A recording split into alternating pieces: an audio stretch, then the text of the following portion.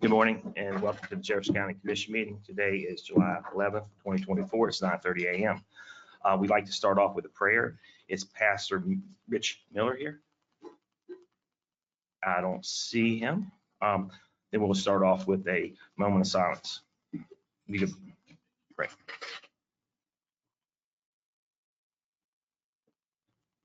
Thank you. And if everybody could rise for the Pledge of Allegiance and then the West Virginia.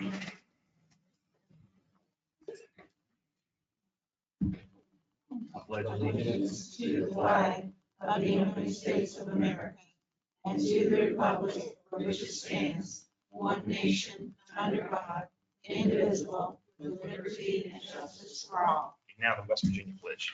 I pledge allegiance To the flag of West Virginia, which third and constant reminder that frontiers are always free, which stands a symbol of the majestic mountains, fertile forests, rich veins of coal, and the pride of the people. Thank you. All right. We have 4 commissioners in the room. I believe Commissioner Cook's online. Can we just check to make sure he's online? He can hear us? I am. Can you hear me? Yes, sir. Thank you very much. All right. Approval of minutes, June 27th, 2024. Are there any objections? Nope. Hearing none, they're approved. Approval of accounts payable for July 4th, 2024, an amount of $321,260.68. If there are no objections, they're approved. For accounts payable for July 11th, 2024, an amount of $335,372.84. If there are no objections, that is approved. For approval of manual checks, July 5th, 2024, an amount of $32,778.72. If there are no objections, they are approved. For manual checks on July 12th, 2024, an amount of $213,731.07. If there are no objections, that is approved. For approval of requisitions, July 11th, 2024, an amount of $12,834.72. If there are no objections, that is approved. And for approval of payroll for July 5th, 2024, an amount of $443,189.87. If there are no objections, that is approved. Do we have any announcements? Nope. All right. We're going to move on to public comment. There's a few people signed up today. If you could come up, state your name, your address, and you'll have 3 minutes. The bell will go off, and then you can finish. Thank you for that.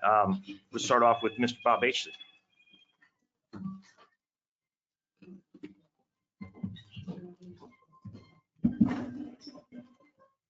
Bob Aitchison, 654 Ward Clip Road, Charlestown. I've submitted Rockwell Exhibit 1 because Mr. Rockwell couldn't be here, and also because he has said it much better than I have, and if you should read that and consider it, and I'm asking that it be made part of the record of this meeting. I am renewing my motion for Mr. Stolper to disqualify himself in relation to the Wild Hill Solar pilot agreement. And I want to elaborate on one aspect of Mr. Rockwell's memorandum to the commissioners, and that is the delay in presenting this. They've created an artificial deadline of July 11th for some reason, 14 months after this was first presented to the county commission. And the obvious reason why they did that is to hope to get on the commission people that would be friendly to their position, because they want to pay about 40% of the taxes that they should pay. And, you know, I hope that none of you fit into these categories, but they were hoping to get people who are uninformed about the hazards of solar, about the expense of removing it when the solar panels become obsolete and they walk away from it, or the taxpayer money that they're relying on for their business dry up. Or they're hoping to get people who are beholden to the corrupt Mr. Stolper and his program of self-enrichment, or they're hoping to get leftists masquerading as conservative Republicans, or maybe they're hoping to get virtue signalers, that people that, well, do-gooders. What I would ask is that you listen to the majority of the taxpayers of this county that don't want this. And as I've mentioned in previous memoranda, you say, well, what about the property rights of the farmers? And as you well know, property rights of one person stop where they bump up against the property rights of another. And property rights are not just tangible rights, but they're intangible rights too, property values being an intangible example of that. But if you're not going to listen to the taxpayers, then you should be concerned about the liability of the county, as Mr. Rockwell points out in his memorandum. Your time is up, Mr. And potentially personal liability, subjecting the county to the your time is up. untoward consequences of solar. I ask that you reject the request for a pilot agreement. Thank you. Next, we have Joanne Coran.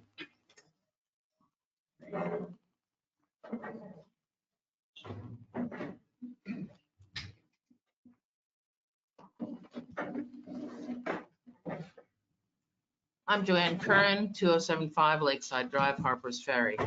I'm here representing we the people of Jefferson County. The following is our official statement on the Wild Hill Solar Farm and the payment in lieu of taxes program in Jefferson County. Good morning, commissioners. On July 8th, we the people of Jefferson County met for our monthly meeting. On the agenda was a discussion of the payment in lieu of taxes program for Wild Hill Solar Farm. A motion was made to issue a public statement adamantly opposing the county from entering into a payment in lieu of taxes program with Wild Hill Solar. That motion passed unanimously. On Monday, July 1st, appointed commissioners Upson and Cook hosted a town hall in Shepherdstown to hear from the public on this issue. Approximately 100 people attended. Citizens from all over the county with various political affiliations attended. And with the exception of 2 Wild Hill representatives and a landowner, all of the comments explicitly stated that they did not want the county commission to enter into a payment in lieu of taxes program with Wild Hill Solar. The payment in lieu of taxes program gives away millions of dollars to Wild Hill Solar, leaves the taxpayers holding the bag. Not only that, but the payment in lieu of taxes program was supposed to be about jobs for the county. This solar factory brings basically no new jobs to the county. The existing county commission has become exactly what the people don't want, a body of people who seem to refuse to listen to the voters that they say they represent. Currently, the commission is made up of Republicans, one recently appointed Mountain State candidate, and an independent.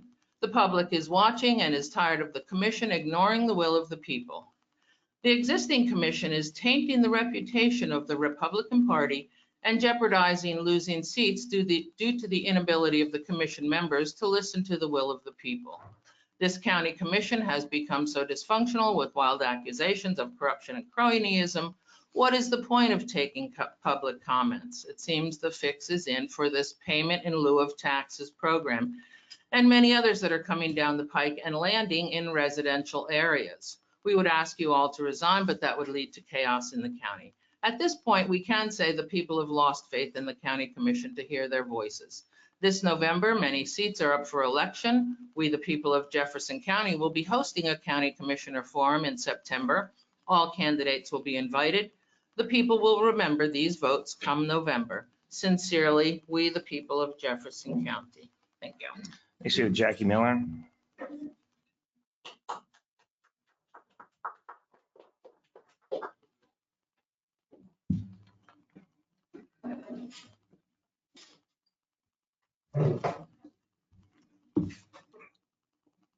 Jacqueline Milliron, Harpers Ferry, West Virginia. Thank you for responding to my Freedom of Information Act request provided to you on June 27th of this year.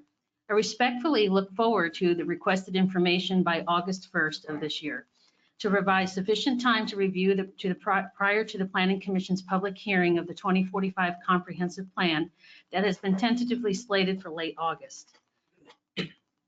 The Wild Hill Solar pilot should be rejected for numerous reasons, but the paramount reason is that the company would not bring enough jobs to warrant a pilot, and the company clearly stated that without pilots, there is no project, meaning non-negotiable. Pilots are permissive in West Virginia, but not required. I suspect that pilots are not viable for any company seeking to hook to the national grid with a solar energy plant. The right thing to do is to reevaluate and reformulate the solar text amendments to reflect compliance with Open Meetings Act and with meaningful, transparent conversations about the impacts on the community and the potential liabilities that even the hand-tailored 2045 comprehensive plan draft would not resolve. In 2 weeks, the Jefferson County Planning Commission will have a special meeting to review the final draft of the comprehensive plan. A preliminary draft was supplied to the public on the day of the Planning Commission meeting. Unfortunately, the Planning Commission requires any written public comments to be submitted 1 week ahead of the meeting. What purpose does it serve to expect public to comment on something the public can't see? While staff diligently placed previous comments for commission review, the appointed commissioners made no indication that they even read anything from the public other than their hand-picked stakeholders. The level of insulation being strategically placed between residents and their representatives is mind-boggling. There are multiple expressed concerns about the phrase development by right. In fact, goal 1 of the crafted comprehensive plan says that it would not just encourage, but it would ensure that land use regulations and policies support development rights of residential and non-residential properties. Creative wordsmithing to mean the whole county, any zone.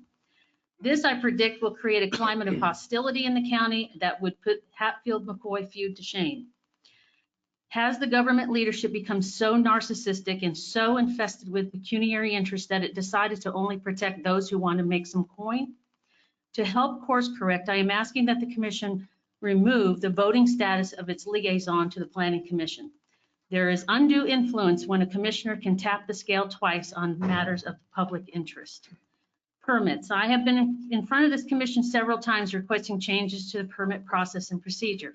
As a start, permits for items like roof and window replacement should be done on site. Automated prescribed requirements should be made available online. Planning Commission bylaws. Remove the language prohibiting committees from having public comments should they wish to have them. If you can finish up, thank you. Next, we have Wendy Couch. Good morning. Morning.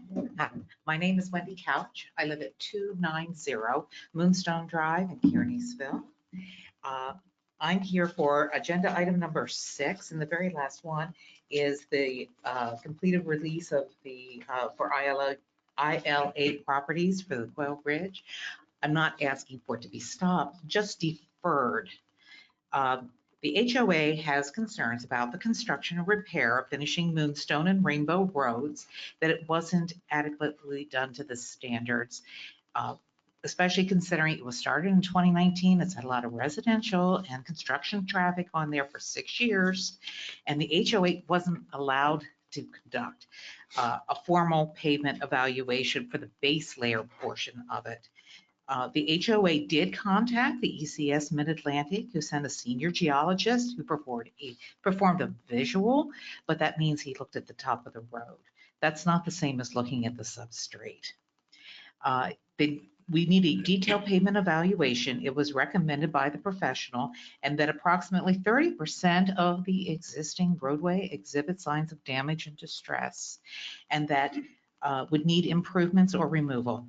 Neither ILA nor the county has provided any documentation to the HOA. That doesn't mean it doesn't exist. It just means we haven't been provided it yet.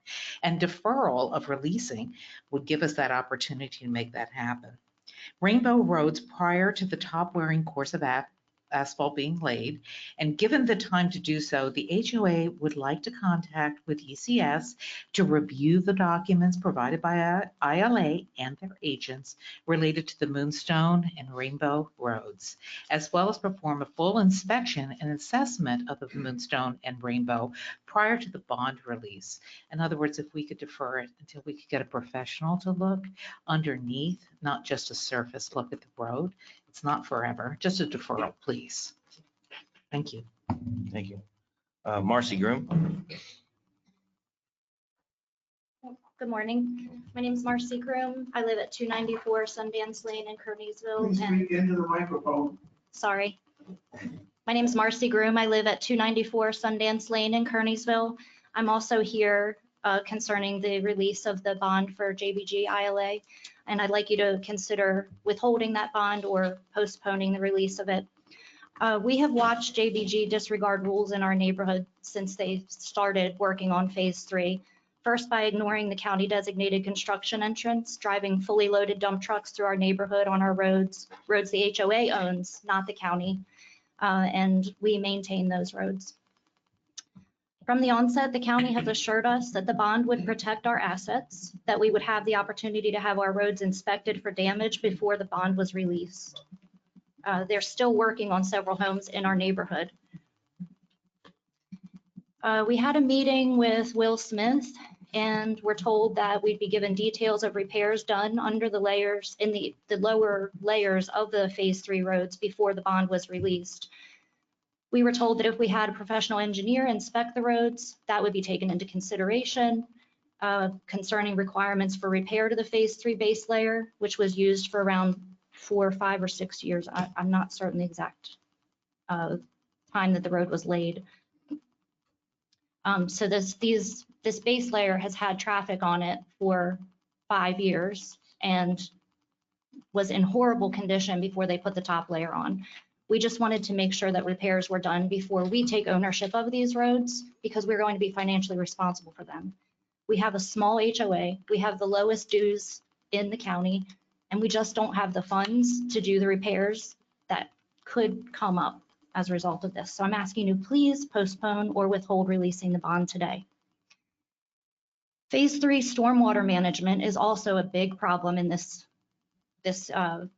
community. Water stands in culvert pipes under driveways in several homes in phase 3. I have no idea the expense to repair this issue, but we would really like it to be looked at closely by the county before it's turned over to us and becomes our financial responsibility.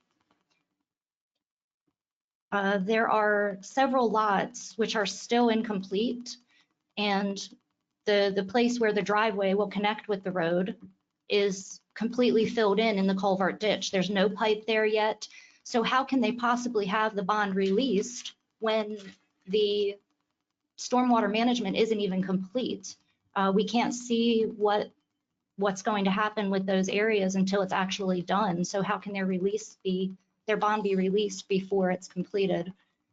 One of these culverts has had multiple sinkholes that have been addressed. So please postpone or withhold. Thank you. Thank you. Next we have Colin Stein.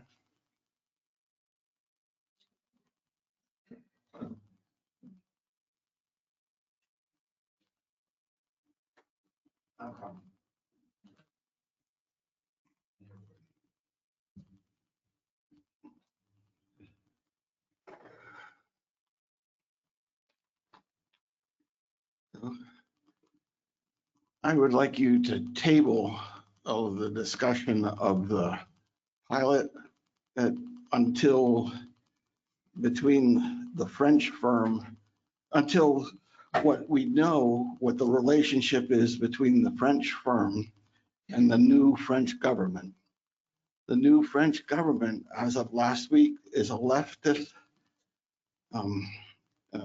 will produce a leftist president. The French are very pro-Palestinian. That's what's to be expected. So last time I spoke, I mentioned something about a possible Palestinian training site underneath a solar farm. Maybe there's some basis to that now, but y'all should check. So the estimated value of the pilot is somewhere between $60 million. That's the company's current estimate, and $600 million. A much better use of that money would be to upgrade the existing sewage treatment facilities in the plant. Upgrading the sewage treatment facilities would allow those facilities to be able to handle the new sewage, the additional sewage from all of the new housing that's already been approved. Thank you. Thank you. Next, we have Troy Miller.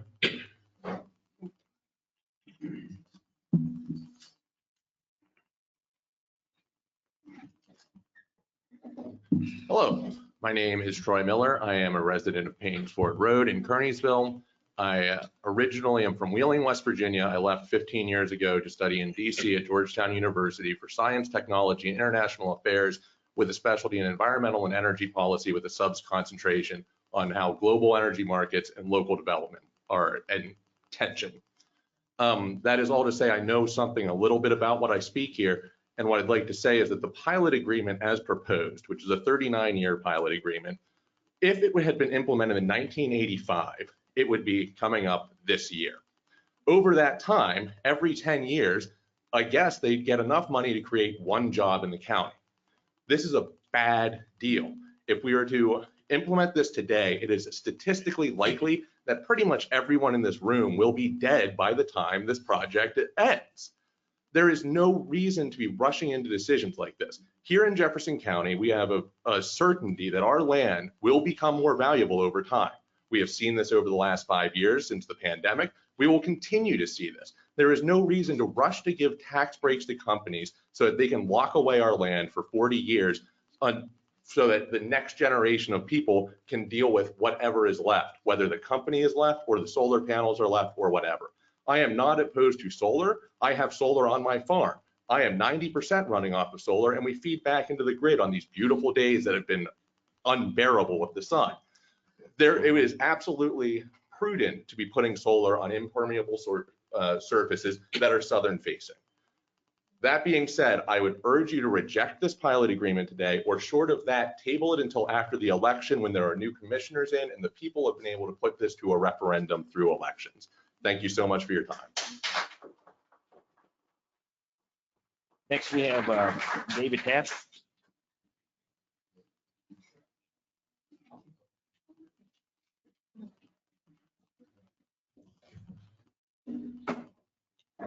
David Tabb, lifelong resident taxpayer.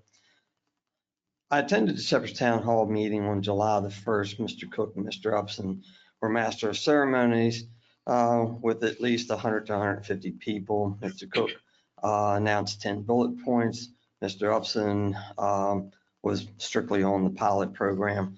John Doyle spoke and explained how the pilot program should be administered. In part, solar projects are not candidates for this.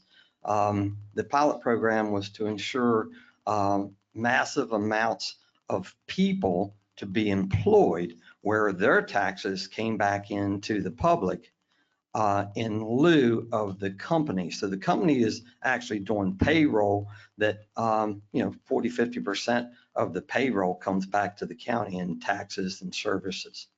The overall position of the attendance on July the 1st was not to approve the pilot program, and basically for any solar project. Within a day's agenda, it appears that the solar text is still being reviewed by the planning and zoning. If this is the case, the county commission cannot move forward with any solar projects to include pilot programs.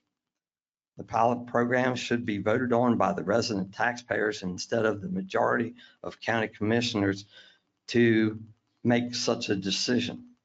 Also, in the agenda pack, Wild Hill Solar supposedly donated $25,000 to multiple organizations since 2019. This is the first I've ever heard of this. But there's a big display in the packet. So why didn't the public know all this? Presentation number 7, Parks and Recs. The Morgan Grove Park, a private run facility, has requested funding for their park. Planning and zoning has already allowed numerous building permits and collecting impact fees that have negatively impacted Morgan Grove Park. The additional influx and use of the park has caused damage and closed some of the infrastructure within the park. The county has already received the impact fees. I believe that this should be shared with the ones that it has felt the impact. Come on, people. Really? They're asking for $10,000. That's like 4.5 impact fees. Number 8, class 5 injection well proposal out in Leetown. There is some 18 wells that will be affected. To include, this will affect the test wells for the Madison Cave isopods, a protected species. Yeah, it's real. So have you guys contacted Fish and Wildlife? I will. Y'all have a nice day. Next, we have Danny Lutz.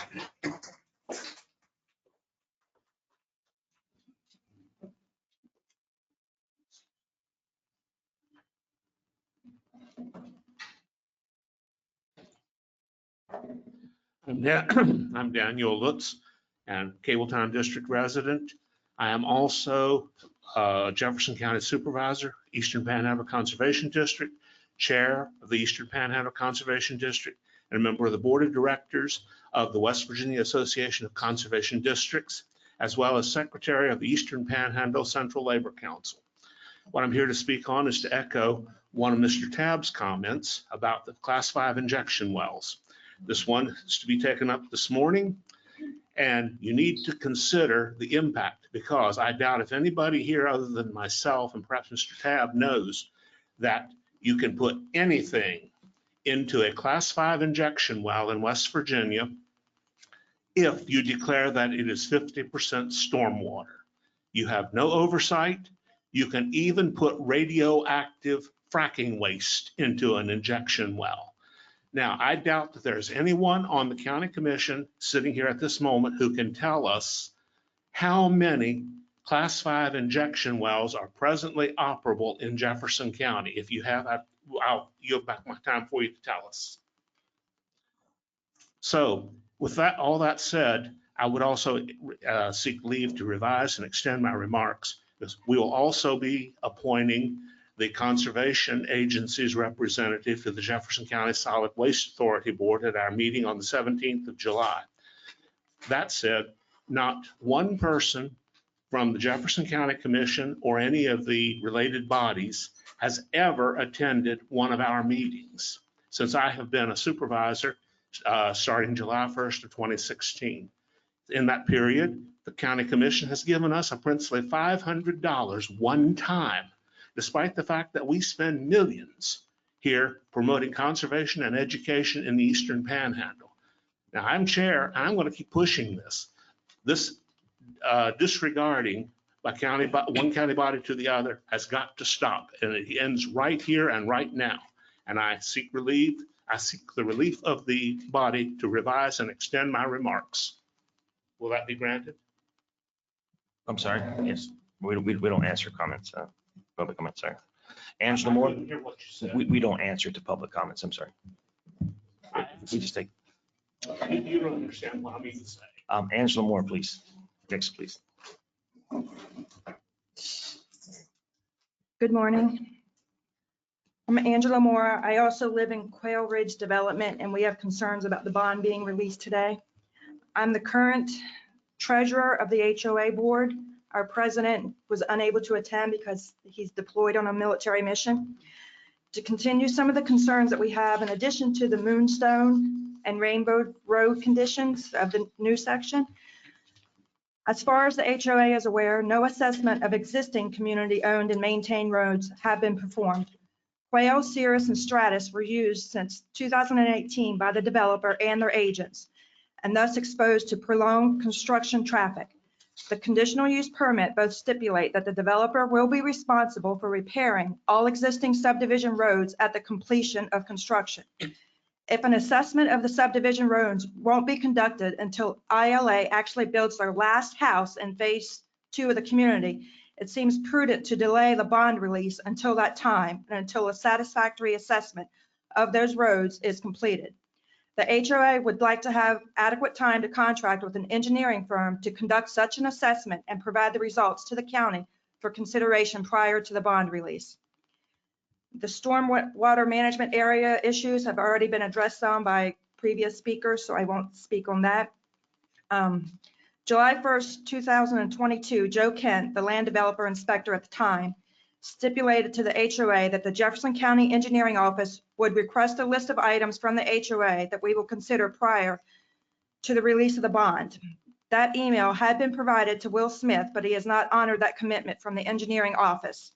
The HOA and legal counsel has repeatedly asked to be informed of and sent any documentation submitted by ILA or its agents related to the bond release. The only information given by Will Smith was an email on July 8th, 2024, that's this past Monday, stating that the bond release was scheduled to be heard by the county commission today, and that the HOA could schedule a time to come in and review the documents. If we wanted printed copies of anything, we had to allow 7 to 10 days to get those printed copies, well after this scheduled meeting.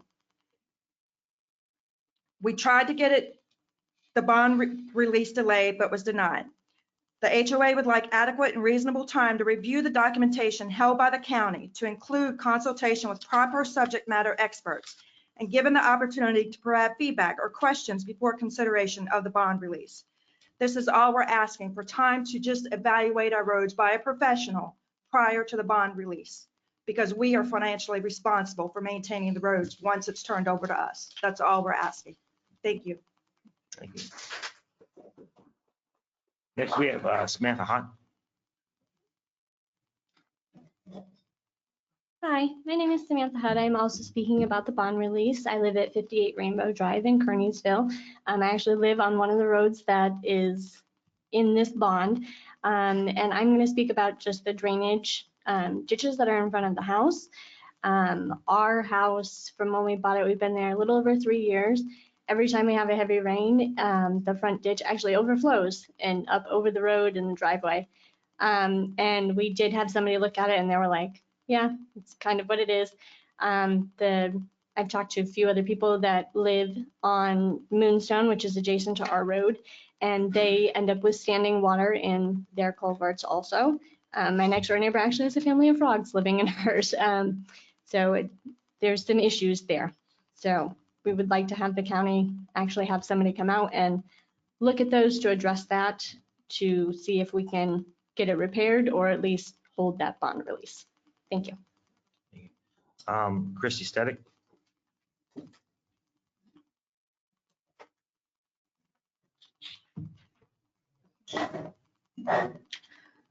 I'm Christy Stadick, Harpers Ferry, West Virginia. Transparent governance means that government officials act openly with citizens' knowledge of the decisions the officials are making. Availability of information on government policies and actions, a clear sense of organizational responsibility, and an assurance that governments are efficiently administered and free of systemic corruption are important components of transparent governance. That's an excerpt from International City County Management Association's website. The bottom line is citizens desire information and easy access to that information. So what are some ways that we can achieve that? Around 2016, I'm told that county commission votes used to be tallied in a chart format so that they were easily accessible to the public. Charlestown Council is currently also doing this on their website and on their public meeting minutes. Showing votes like this would be much easier for constituents and perhaps even for staff. Also, Charlestown's website is much easier to find information than the county's website currently.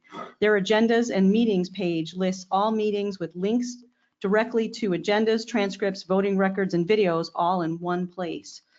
It's concise, clear, and everything you need is easy to find. Could we look into this format instead of having them spread out all over the website? Also, county commission meeting liaison updates used to be given as an agenda item. This agenda item was an opportunity for each county commissioner to discuss the happenings at each board they sit on, and it served to inform the public of what was happening on those boards. This was a nice way to connect with the public and keep everyone informed. Not everyone can attend all of these meetings, and it's nice to hear the summaries from each county commissioner. Why did the county stop informing the public this way? Is this something we can bring back to connect the boards with the county commission and the public? And finally, regarding the pilot for Wild Hill Solar, citizens often want to see their tax dollars get put to good use and expect to see good reasoning and positive outcomes from the decisions that are made. Wild Hill Solar provides no sound reasoning or positive outcome for our community. Few jobs are created, power not generated for our community use, and those solar fields are a huge eyesore to a community that relies on tourism due to its picturesque beauty. Much in the same way that granting the TIF to Hilltop House, even when they turned around and purchased the anvil for an easy $1 million, thus showing us that financially, they really didn't need the incentives to complete the project. These companies are really just jerking our community around. They don't need the tax breaks nearly as much as the community does. The community has come together and spoken out about how we feel about this pilot. Please do what the community wants and vote no to this pilot. Thank you. Next, we have Natalie Stone.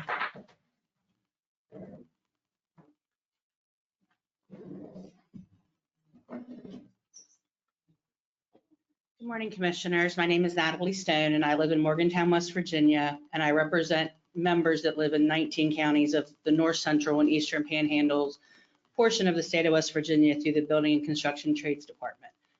We're here to speak in favor of Wild Hill for the commitment that they have made to utilize a regional local workforce. We understand that the community has their issues. We are speaking about the jobs that they're going to create for our members to be able to live and work here in the region. And I understand that people say that those are temporary jobs, but as a construction worker, that's what our jobs are. Every job we start, we're going to end when the project's completed. We are temporary workers, but that doesn't mean that our impacts to the community are not just as vital. Our members pay taxes, they live here, their kids go to school here. By Wild Hill making a commitment to utilize a local workforce, they're helping give opportunities to local community students that are in your high schools to join apprenticeship programs. And I understand that everyone keeps saying that if they don't sign this pilot, you're giving away all this money. That's actually not true. If the project doesn't come, there's no money to give away. And I know we're also basing it on the fact that Blake did not come and ask for a pilot. That is completely not the norm in the construction industry. I can assure you that we've built industrial scale projects all over the state of West Virginia, and they are probably the only company that I've ever heard that has not either went to the state or the local county commissions asking for some sort of tax relief to build an industrial project scale of this size. It's not the norm. So I really hope that Blake follows through with everything that they've committed to you guys on. But I can tell you, if I was their financial advisors, someone would need to explain to me why they didn't utilize the services that are available to them to save them money. It doesn't make sense. Plus, they have used no one from your community. They have used out-of-state workers. They've came in, they are not being friendly to your local communities. They are having runoffs. They're destroying the neighborhoods around you. They're not doing what they said either. At least Wild Hill has made a commitment to be involved with you if you would approve this pilot payment for the next 30 years. They're not going anywhere. So I get that some people are thinking that it's not the best thing from a worker standpoint. Please just keep in mind that our jobs are all temporary and that they are committing to West Virginia workers, which is what we like to see from a company that's coming into our state to at least utilize the people that live here. So we ask you to support it, and we appreciate your time. Thank you. Next, we have TJ Smith.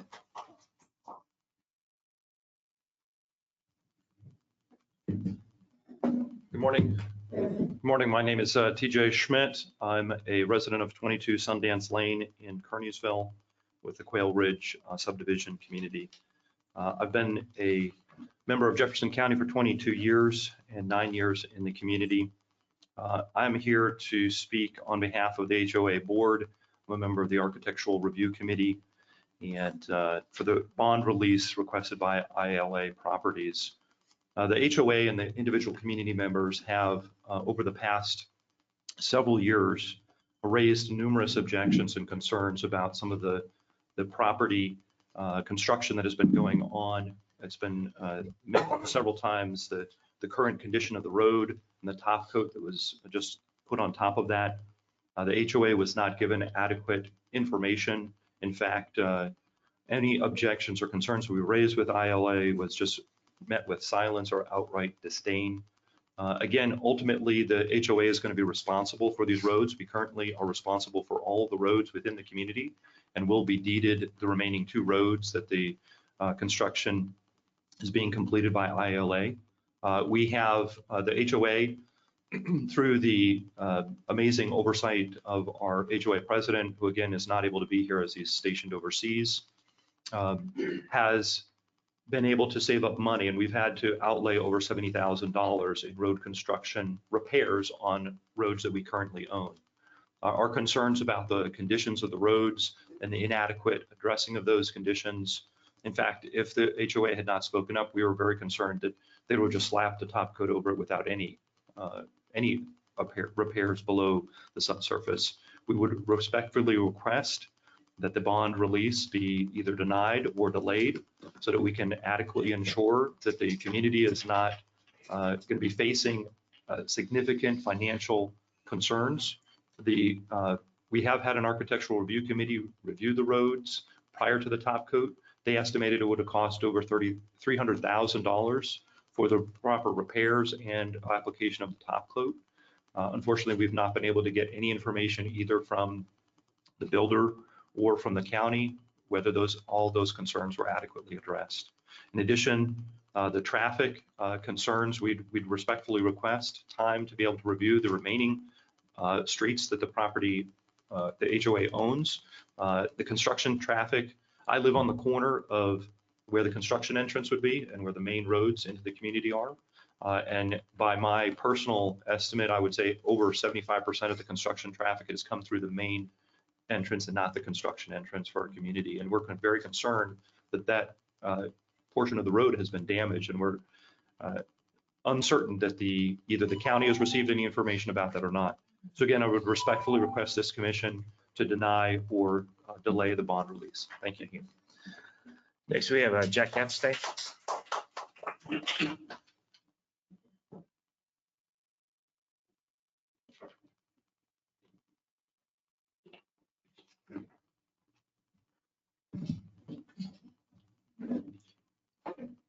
Good morning, Commissioners. Edwina, nice to see you again. My name is Jack Heffestay, if you don't recognize me. I live at 212 Ann Street in Charlestown. I am here to reiterate my opposition to the proposed pilot agreement. The county needs taxes that are waived under this agreement. Number two, further, I urge an immediate increase of impact fees that would help with funding shortcomings. You have the power to fix this. It's not a tax on current residents. It's a builder's tax for a person who's moving in the county. No one in this room that lives in Jefferson County would get any sort of tax increase off of that.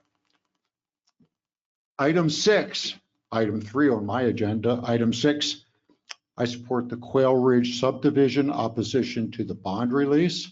That's my old neighborhood, and the remarks that have been presented today are factual, and please deny or at least postpone the bond release. Fourth item, Comprehensive Plan 2024. It's been ongoing for a couple years. It's getting close to a published version. I urge the county commission to conduct a series of town halls to collect community input to this important document. We haven't had a lot of community input, although those sessions and a lot of the information that was brought up at those sessions did not get put into the plan. So it's time to take the nearly finished plan and allow public comment on actually what has been written. Please consider this. It's very important to the community as we go on for the next 10 to 20 years. Thank you for your time and attention. Next, we have Gene Jacobs.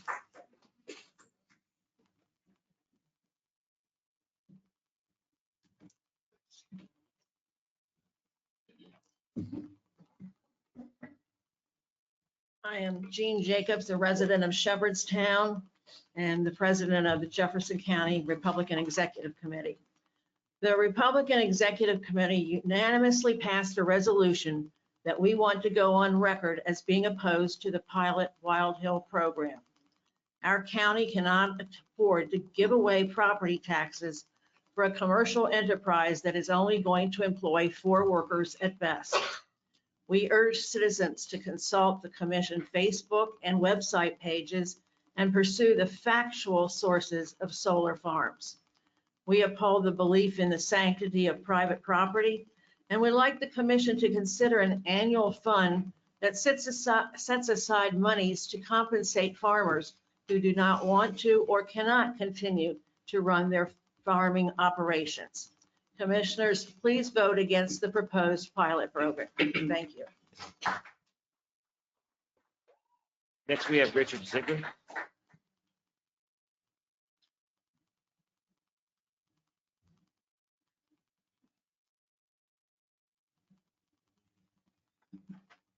Good morning. Good morning. My name is Richard Ziegler. When my family moved here in 1968, there were 47 dairy farms, a poultry farm for egg production, several beef farms, including the Owens farm that tried to develop the Flonell breed of cattle, 3 feed mills, a machinery dealership, a livestock auction, and a commercial butcher shop, and the bulk of the largest apple orchard in the world were encompassed within the area between Harpers Ferry, Shenandoah Junction, Ripon, Summit Point, and Middleway. It spilled into Berkeley County and Frederick County, Virginia. They're gone. There is no save our farmland movement in the farming community except for niche farming. Let that idea go. The nearest machinery dealership is over 20 miles away. The nearest livestock auction is 20 miles away. There is no food processing plant for either apples or meat anywhere nearby. There is no local support structure for farming community, period. The farmers and orchards retire and expire. The crop now is housing. Housing is expensive. School, water, and sewer infrastructure take years to build and are expensive to maintain, especially at the rate of residential growth we are now having. The bumper sticker of the 1980s, save our farmlands, shoe a developer today, is no longer relevant. They won. Now we have a county that is having trouble with financially catching up to the amenities such as emergency service, sanitary infrastructure, and schools that are built for the current student population, but never for the expansion of the future. We are falling behind in almost every respect because of rapid residential growth. But the county has a chance to slow this growth, build up financial reserves, and better service what we have now and better plan for the future. Commercial solar would make great strides towards meeting these goals. Solar facilities would preserve the land for residential development for a generation or commercial as needed, and millions of tax dollars in revenue will be gotten. Remember, as has been stated before, that if there is no pilot to go through, there is no money in order to lose a share of, period. The problem is that it's lost because of the well-organized misinformation campaign started and enlarged because of a land dispute going back nearly 40 years and has nothing to do with the persons or the property involved with Wild Hill Solar. We in the community are just collateral damage. Don't let them win. There's a need for a negotiated pilot in this case for this project. In the case of the unsightly and much despised Blake project, they bought the land that they are on. The Wild Hill Solar Facility is leasing the land from 3 farming families, local people. The money generated from these leases will remain in the community. Tax revenues generated by this project will considerably larger than the current use of the land, even if a negotiated pilot is put in place. But without a negotiated pilot, not just part of the extra unencumbered tax revenue disappears altogether. Then the land will continue as farmland for a few years. Thank you, Mr. Ziegler. All right, we have Miss Christy Weimer.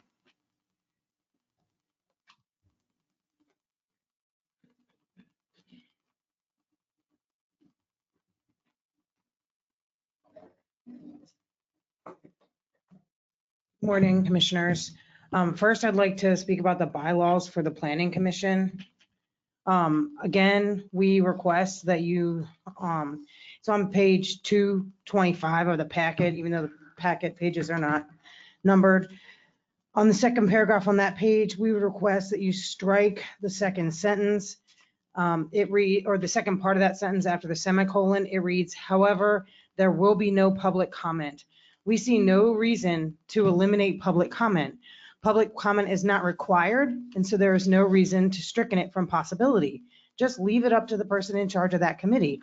Just please strike that sentence after the semicolon. There's no reason to eliminate the possibility of public comment in future committee meetings of the Planning Commission. Second, I'd like to speak on the Wild Hill Solar pilot. We would like you to vote no on the buy lease back program with a payment in lieu of taxes. First, the $25,000 that the company is saying that they've given away in Jefferson County, that they're somehow saying that they should then get a tax break because of that. That's simply buying supporters, and we'd all like to give away more money if we didn't have to pay our taxes. They should use that money to pay their taxes. The company keeps saying that other places would be better for them. They say that Virginia has lower taxes. They say that other counties would give them pilots, so let them go build in those counties that have less good farmland. The representative from Morgantown said that the construction workers always have temporary jobs. So they want us to give up 39 years of taxes for 2 years of jobs. The county could literally pay all of those workers for those 2 years, probably more than they're going to be paid if we got all the money from the solar that they're supposed to pay for their taxes. Tax abatement deals are usually used to drive growth, incentivize growth in a particular sector, and provide jobs. In this case, utility scale solar facilities are already being developed without incentives. So why do we need the incentives? These facilities are only going to provide 2 to 4 permanent long-term jobs.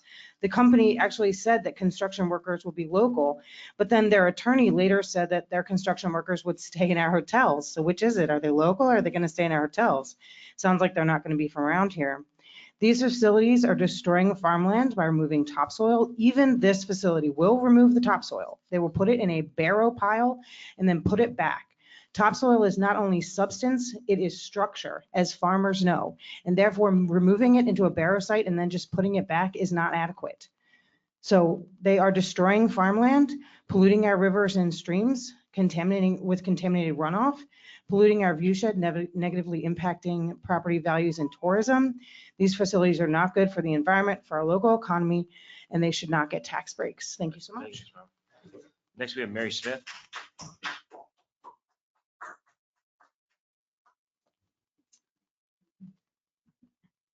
Hi, I'm Mary Smith. I live in Ranson.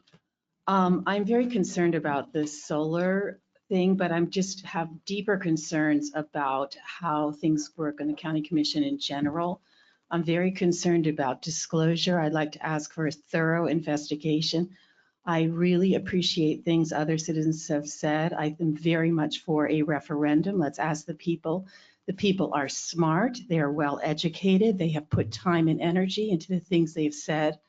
I learned a lot in Shepherdstown. More than 50 citizens testified against this solar project, and they all had very good reasons. I was very concerned to hear Commissioner Stolifer say we don't answer to public comment.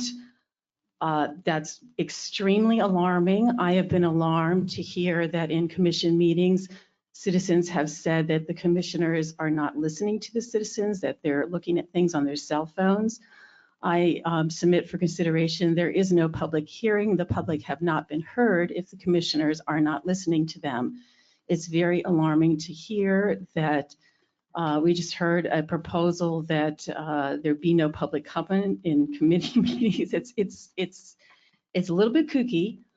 I am very concerned about this solar project. It seems to have pretty much zero benefit to the state of West Virginia. The benefit is so negligible, you need a microscope to find it. The detriment is monumental. The citizens, both from the full range, there were a lot of people, a lot of Democrats, a lot of liberals, a lot of conservatives, everybody from the political spectrum was in Shepherdstown, and it's so unanimous. Everybody sees how detrimental this is. This led me to pose a question. What gives the commissioners the right to vote for something which is harming the people and harming the county? How do they have the right to do this? And people begin to ask the questions. How are they benefiting personally for this? We can't understand why they would vote for something so harmful if they're not benefiting personally.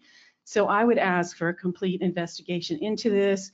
I would ask for complete disclosure from all of the commissioners any connections whatsoever they have with any of these people involved in the solar projects, any benefits they would hope to receive in any way, that all of that be disclosed and thoroughly investigated. I would also ask that everybody consider, and please everyone go to the Summit Point Library and check out a video on the history of West Virginia. What is happening with this solar project is part of a very sad history of this state. This state has been repeatedly raped and pillaged by outsiders who have profited from the state and then left with their money, leaving devastation behind. Do we have anybody online, Troy? Yes. Is there somebody else in the room who would like to speak? Yes, ma'am. Come forward. Or yes, ma'am or sir. You can come up and state your name. I'll put your name. I know your name. I'll put you on the list. Thank you. I'm Bill Ridenauer.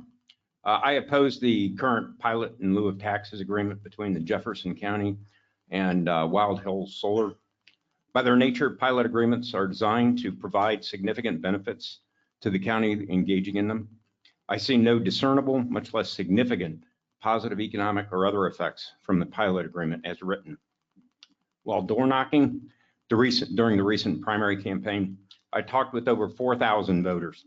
Invariably, solar fields were the most discussed and important local topic for these voters. Over 80% of the people I talked to strongly opposed the solar fields. Another 15% were generally opposed to the solar fields.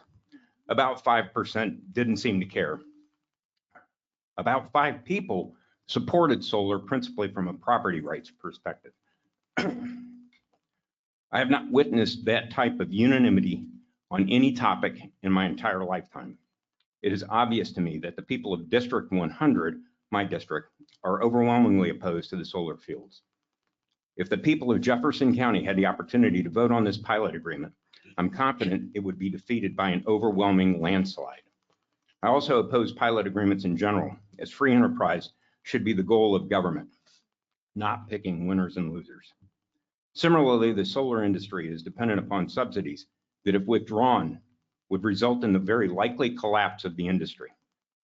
If those subsidies are eliminated, which is increasingly likely given the extremely dire federal budget and the probability of a major economic crisis in the near term, then our county will probably be stuck with the maintenance and disposal of the solar fields. I have serious concerns that these will eventually become massive financial burdens for our county. The people of the county have made their opposition to solar fields and this pilot agreement clear. This pilot agreement is a poor solution for our county. Thus, I strongly recommend you vote against this pilot agreement. As an update, I ran into one individual while door knocking yesterday who does support the solar fields and probably this pilot agreement. So that would make it about almost 4,000 voters against and 6 for. Thank you very much. Thank you.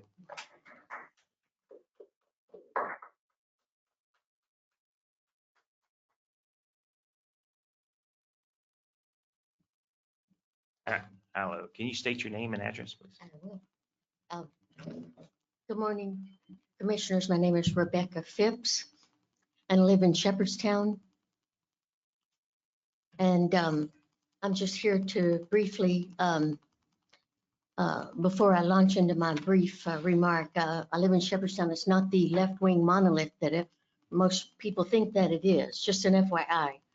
But anyway, I'm here to speak out against the free ride to the solar companies, tax abatement, whatever you want to call it. It's just so wrong. Why give a free ride to the organizations that don't deserve it? I'd like to suggest that you reprogram, I think that's the word, the funds, and give them to the local farmers, and they could infrastructure that farmers need to actually make the meager profit that they get would be closer within reach. Reprogram the funds and give them to the local farmers. Same thing as the free ride, the subsidy, tax abatement, whatever you want to call it. that the big time factory farmers have always gotten, as well as energy companies, and nearly everyone gets something out of public funds from whatever level. That way, farmers, the rural beauty of this place, you must not realize, you must not see it. Been here so long, you don't see the rural beauty. Could hold on to the rural beauty and of this beautiful part of no place more beautiful, West Virginia. Don't make the mistakes of other counties that are around here in so many ways. There's nothing that says you have to give it all away. So please consider my suggestion as far as the abatement and so forth. Thank you. Thank you. Do we have anybody online?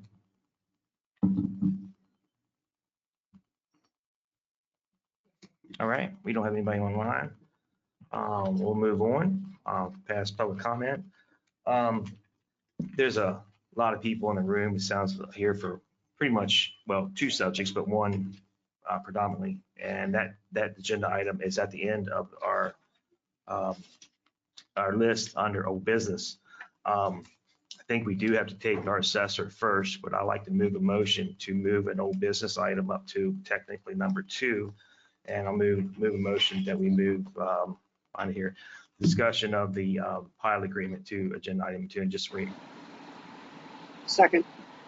All right, any discussion? All in favor, say aye. Aye. Any opposed? All right, thank you. Mr. Chairman? Yes, sir. For your consideration, you could do it at your discretion, or if we want to make a motion.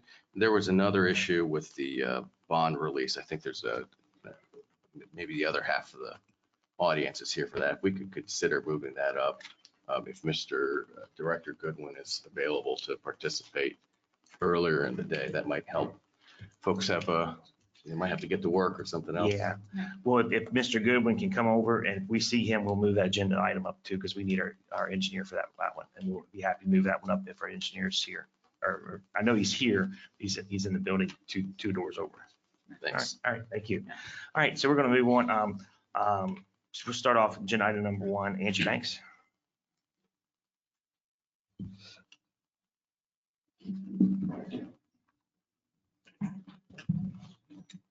Hi, I'm Angie Banks, the assessor.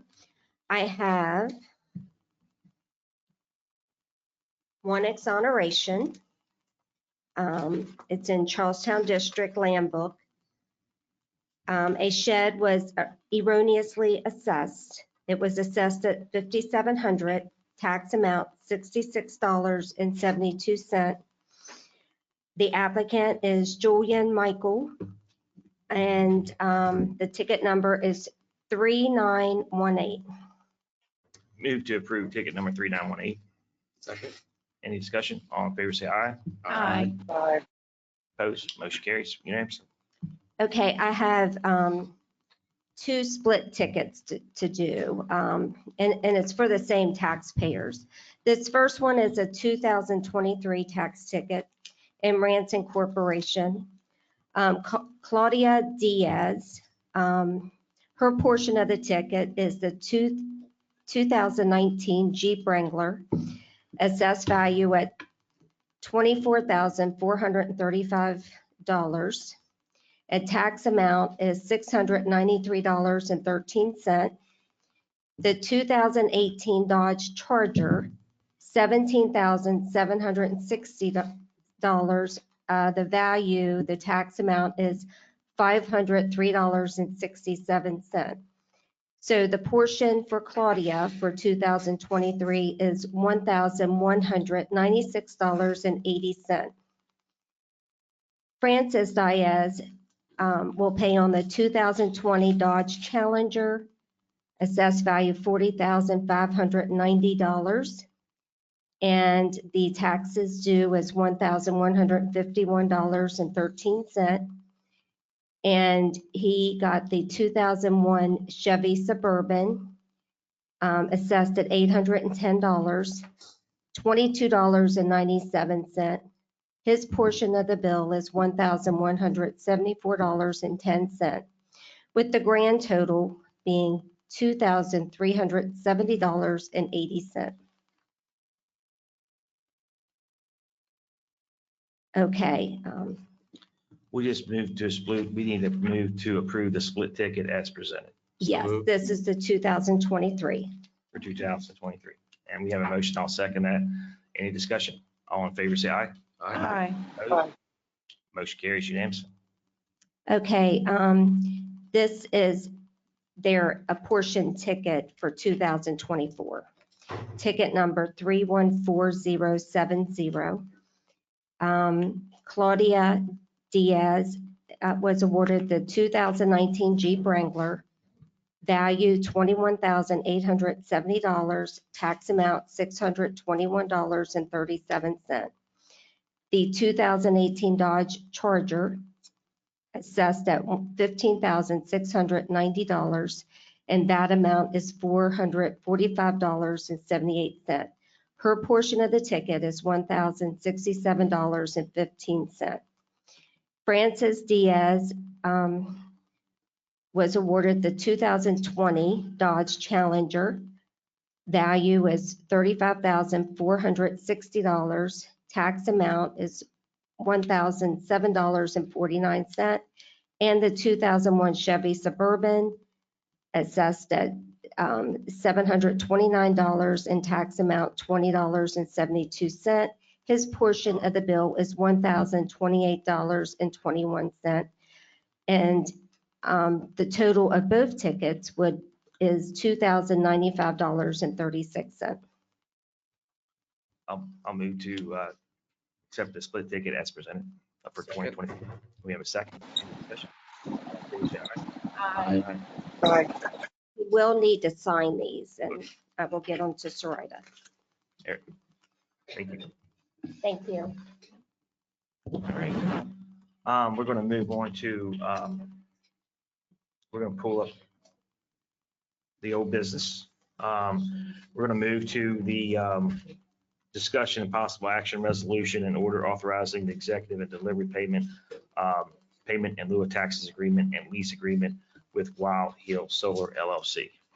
I know the last meeting, the representative of Wild Hill, they made a presentation.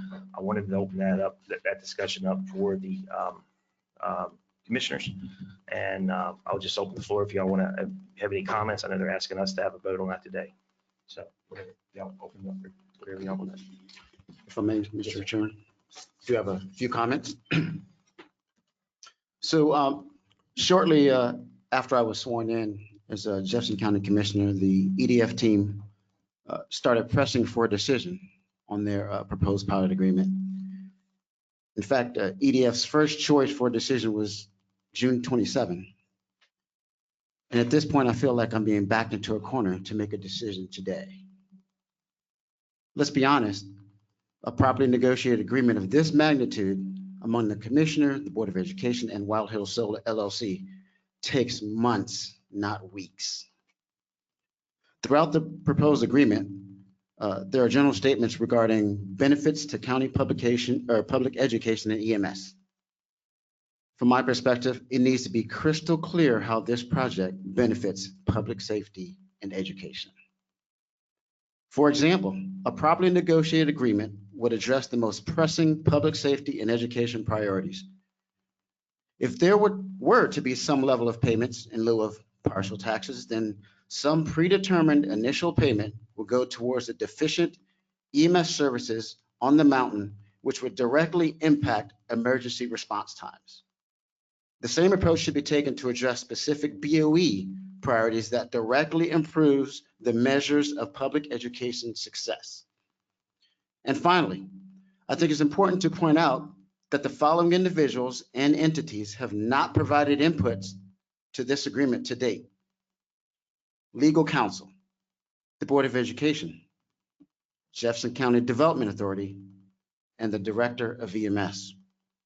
Without their input, I cannot turn to the citizens of Jefferson County and tell them this agreement is legally sound, is aligned with our comprehensive plan, and directly impacts public safety and education.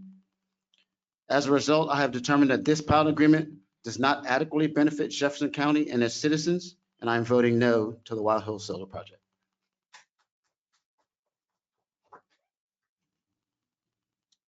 I don't have much to add. I'll just repeat what I said at the last meeting. First of all, thank you, Commissioner Upson, for your really insightful comments. I also want to thank you and Dr. Cook for organizing the solar town hall, or I should say the solar pilot town hall. I wish I could have attended, but as the law works, that's under the Open Meetings Act, you can't have 3 commissioners at a town hall because then it becomes a meeting. Yeah. Can you hear me now? Yeah. I was just saying, I wish I could have been at the town hall. The way the law works under the Open Meetings Act, you can only have 2 or fewer commissioners present. Otherwise, it's a business meeting. So I couldn't attend. I would have liked to have been there. And I wanted to thank you, Commissioner Upson, Commissioner Cook, for organizing it. What a great idea. And it's great to see so much public input and democracy in action. I'll just repeat what I said at the last meeting. I generally favor lowering taxes on business to spur growth. But growth is already happening for solar. Therefore, a pilot agreement would be unnecessary and perhaps wasteful. Thanks. Well, I believe our 2 commissioners have made some very insightful comments, which I agree with. In this situation, it's just, I too feel like we've been backed into a corner timeline wise, and the length of this pilot and the type of project, I cannot favor it. All right, Commissioner Cook, did you want to add anything? Very well said from the other 3 commissioners. The only other thing I would add is I don't think EDF did business in good faith. They had stated that they were open and available for comments and to direct and instruct on how they would benefit the community, but they didn't have that chance over the last 5 years. And when Alyssa Vaught met with me, she said that for the purpose of having us vote on it as a commission would be for the purpose to put pressure on the Board of Education. I don't work that way. So I don't like how they brought it to us. The last part of that is they wanted a 39-year pilot and said that they were open to negotiations. Well, they should have come in at the benefit of the county and the constituents from get-go, but they didn't. They wanted us to navigate this and negotiate on behalf of the constituents. I don't consider that in good faith. So I am not going to vote in favor of this program. Thank you. All right, and I'll just like to add a couple comments as well. Not all pilots are bad. We do have or have had 2 pilots in Jefferson County in the past. There are several in Jefferson County, but I do not believe that this pilot is good for Jefferson County. Somebody made a comment in the public comment period earlier. How do we get a chance to vote for this? Well, it's anybody can bring a pilot to the county commission and ask us to vote on. That's how we get the chance to vote on, because any citizen or any business, can bring that to the county commission. If we don't soon get some rain, last year, as you know, we had a drought, and we're not looking good this year. We might have a big farmer pilot program. I'm told, of course, they were joking. But even a farmer could come and ask for a pilot if they had a business plan that they wanted to bring before us. So with that said, I'm not anti-pilot. I just don't think that this particular pilot is a good fit for Jefferson County. I will now open, if anybody would like to move a motion, I'll be happy to accept the motion. Point of order, if there's no motion, I think we ought to just move on. Oh, we do? All right.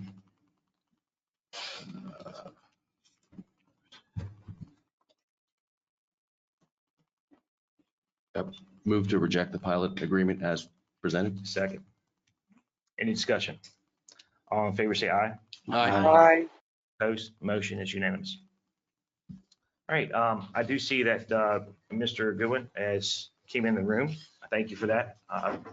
And since the other hot topic that we've heard about during the public comment is the bond release, I'll move a motion that we take up 3rd item under agenda item 6 right now. Second. Any discussion? All in favor, say aye. Aye. Opposed? Motion carries unanimous. Thank you. Thank y'all for coming over. Y'all were watching online. Thank you. Thank you. We saw you on the. Okay, good deal. All right, so obviously we'll just jump right back to the bond release on ILA properties, Quail Ridge subdivision. There has obviously been some, we received some emails from their attorney and obviously we heard comments today. What's your all's thoughts? Is this something we could postpone until, or which, turn the floor over to you. Yes, sir. Yeah. How's that? You have to get it really close. Yeah. Regarding this bond, we received everything from the developer that we needed to recommend releasing it. The land development inspector, Will, was out of the office the 2 days that the developer was repairing and placing the surface course on the road. Normally in those situations, we will accept like a engineer's certification that the work was in accordance with the requirements. Will got a scope of work from an engineer outlining what the repairs needed to be. And then the work was performed, and that engineer and then another engineer who was testing the surface course when it went down, Triad Engineering, they certified that and stated that the repairs were addressed. So we got those letters and certifications, and that satisfies that part of it. With regard to the drainage issue, we were provided from the HOA's attorney, I think it was pictures of 3 driveway entrances. And Will said that those properties are in the process of having homes built, and which the lots are still owned by the developer. They're building the home. When a lot is sold, the property owner who is going to hire a contractor to build the house is responsible for installation of the driveway culvert. They normally or typically would have the home builder also install their driveway, the culvert, and pave it. We've had instances where the builder runs equipment through the ditch line and tears it up, and that homeowner is responsible for having their builder fix that ditch line and repair it as a result of that work. Being that in this case, the home builder and lot owner just happened to be also the developer, we've put a note in our permit inspection system that prior to issuance of the use and occupancy certificate on those 3 lots, they're to hold that up until Will goes out and checks that they've put the proper culvert in and fixed the ditch lines. Okay. So. All right. Then with regard to the request for documents, we advise them that they're free to come in, go through the file, go through the documents, and tell us what documents they want, and we will make copies for them. And that's under guidance of legal counsel. Okay. All right, so basically the Triad has signed off on the surface of the top coat surface, correct? Okay. Yes, and indicated that the repairs were addressed. And we have a letter from the engineer that did the scope of work for the repairs saying that they were repaired. Okay. And then the ditch will be addressed when they get their occupancy permit. And then if the ditches are not repaired properly, they won't get their occupancy permit for the house, correct? That's okay. what we will do. Okay, all right.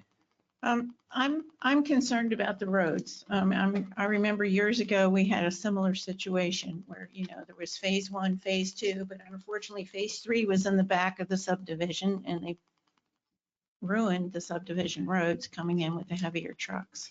Okay. That requirement in the bonding policy has always been interpreted that in that section that's under bond, if the roads are damaged prior to release of the bond, then those roads have to be repaired. It doesn't mean that over in another section where the bond was released 3-4 years ago, and those roads have been used for 3 or 4 years, that the developer is now required to go back and fix those roads.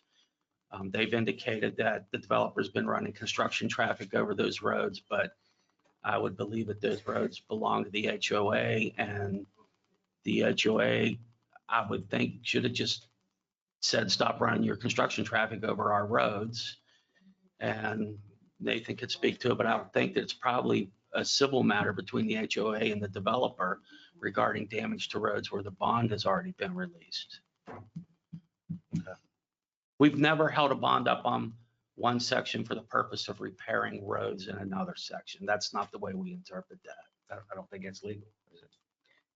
I'm looking I at don't it think now. so under the I'm looking at you, agreement. but I'm looking at Nathan.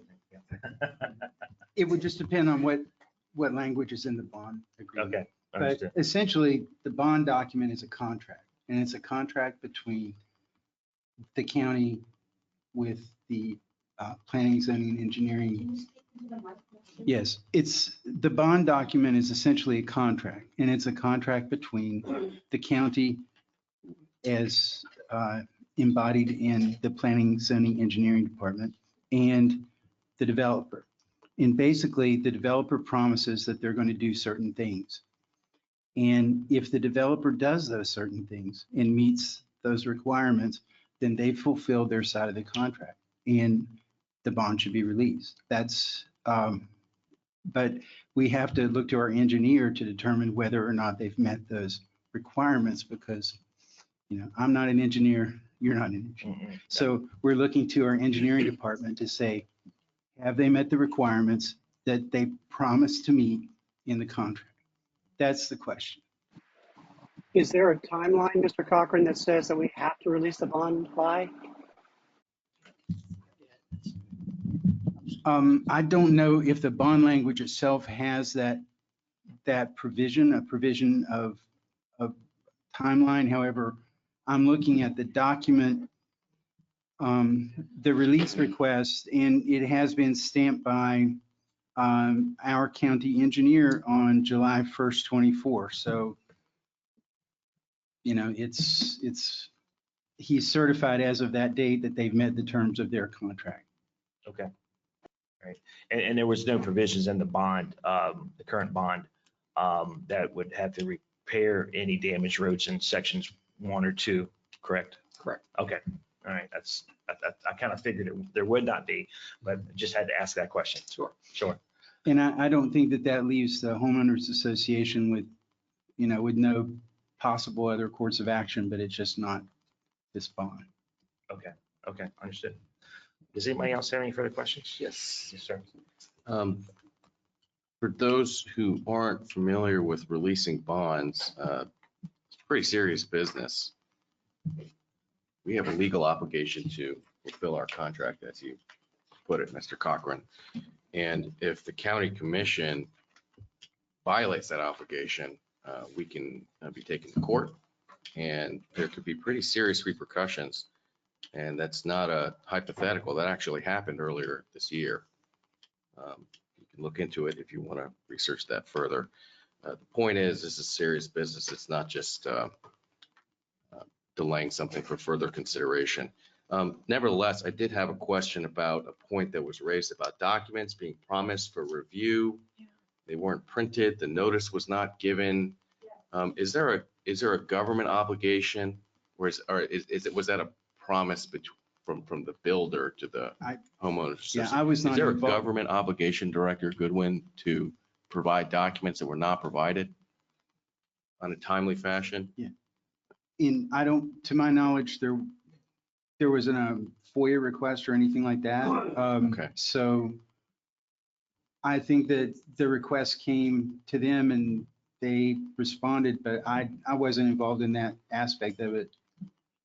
So I haven't talked to the business owner, but I just want to say on the record, it sounds like there was some sort of agreement to provide information to the homeowners association, and that information.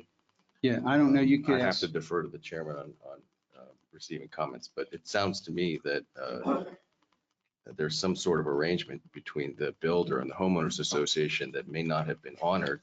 And I wonder whether or not there's some sort of recourse, but it sounds like that's, again, between the homeowners association and the builder, not the government and builder. We don't have a problem providing documents. We just said, come in and look at the documents, tell us what you want, we'll make you copies. Yeah, I mean, they're public documents. Yeah, they can FOIA it anyways. We don't, Yeah. you ask for Okay. something, we'll give it to you. Okay. No, makes sense. I mean, you satisfactory have answered all my questions. Yeah, the surface was inspected by Triad, which I'm very familiar with Triad. They're a good company. The ditch lines will be fixed or they won't get their permit. And the construction traffic that was mentioned earlier in comment, the bond wouldn't cover if there were damages to the to section 1. This bond would not cover that anyway because it's not in the language to cover it. So, I mean, does anybody else have any further questions? Yes, Mr. Chairman, I do. You stated earlier that you received all the paperwork from the developer that was required, and so my question is, can you talk through a little bit about the process and the criteria that is used to determine whether or not you're ready to have the release of the actual bond? So can you talk to the process of the criteria, like for instance, stormwater management? I'm sure there's a list of types of things that need to be not only responded to, but I'm assuming some level of inspection as well prior to the engineer stating everything's good to go. So can you talk a little bit to that? And maybe Right. In the bonding, in particular, the stormwater. in the approval of the project, and at the end, once the planning commission has approved the plans, and the preliminary plats, essentially the construction drawings that would be developed for any project that's going to get built, the developer has to submit to the land development inspector a bond estimate of all the stuff and the improvements that have to be built and the cost of that. We have a spreadsheet where we provide all the unit costs. They fill out the units for each of that, calculate the cost. It gets reviewed by our office. And if we think they've missed something, we make them add it in. If we think they're short on an item that we think is short on the amount of funds, we make them increase the amount. And then they have to post a bond and sign an agreement or a contract with the county that they'll build that project in accordance with the approved plans. And they put up a surety, which would either be like a cash in escrow, a letter, irrevocable letter of credit, or a surety bond, which is an insurance instrument, which is very common on public works projects. They'll provide performance and payment bonds. And they put up a surety that is the financial guarantee under that agreement that they'll do that. And if they don't do that, then the county commission can call in the bond or the remaining funds and complete the work. And we have done that on 10 or 12 subdivisions where the developer defaulted and walked away.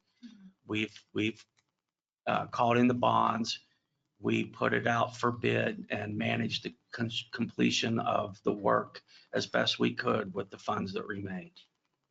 So what will happen is in the agreement, bonding agreement, the developer is entitled to bond reductions along the way. So you might have a bond that's $3 million and they go out and complete $500,000 worth of work. If it's inspected and everything seems to be accordance to the plan, then they're eligible and they request a $500,000 in reduction. They're eligible for that. We would make a recommendation to do that. They come in here, the county commission approves it, and their bond now drops from say 3 million to 2.5 million. That's what they're on the hook for. So they get reductions along the way. We have a minimum that the bond can never go below 100,000. So our thought is that once you get down to about $100,000 worth of work, you need to just go on and finish it. We're not going to like be sitting here with a $5,000 bond and then you walk away. So we make it 100,000 so that they're on the hook for a significant sum and try to keep them from walking away from what's left to do. Then they ultimately get to where believe they've completed the whole project.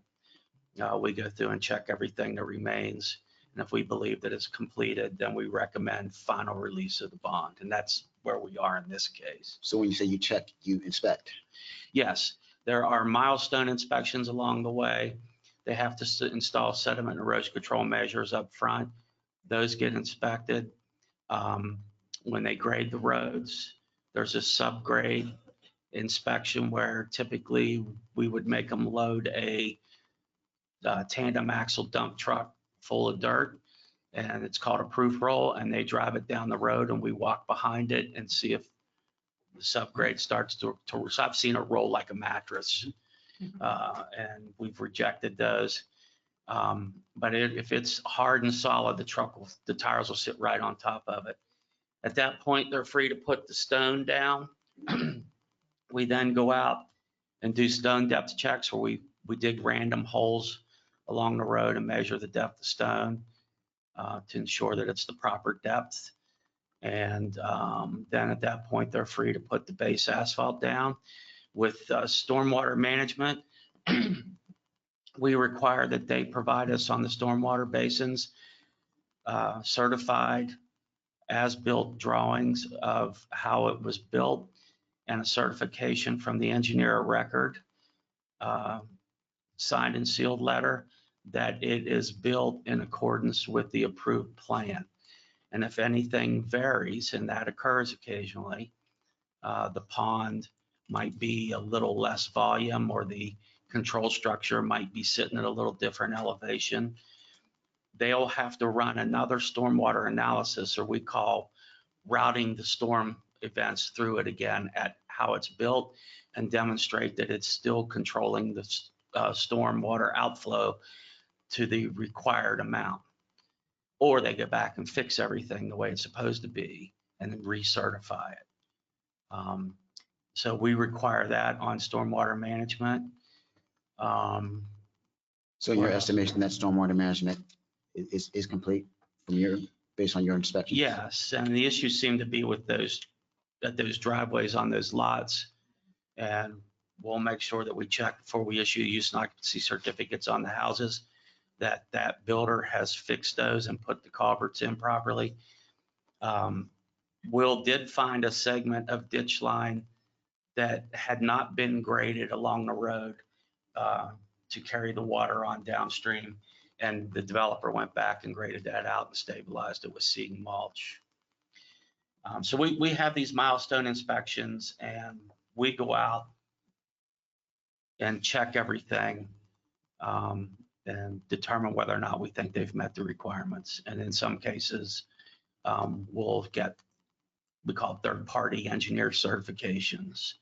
And on the stormwater management, for example, years ago, we were doing just visual observations of the pond, maybe some rough pulling of a measuring tape to see if we think it's the right width and depth. But now we're doing surveyor level as-built drawings certified with the actual drawing,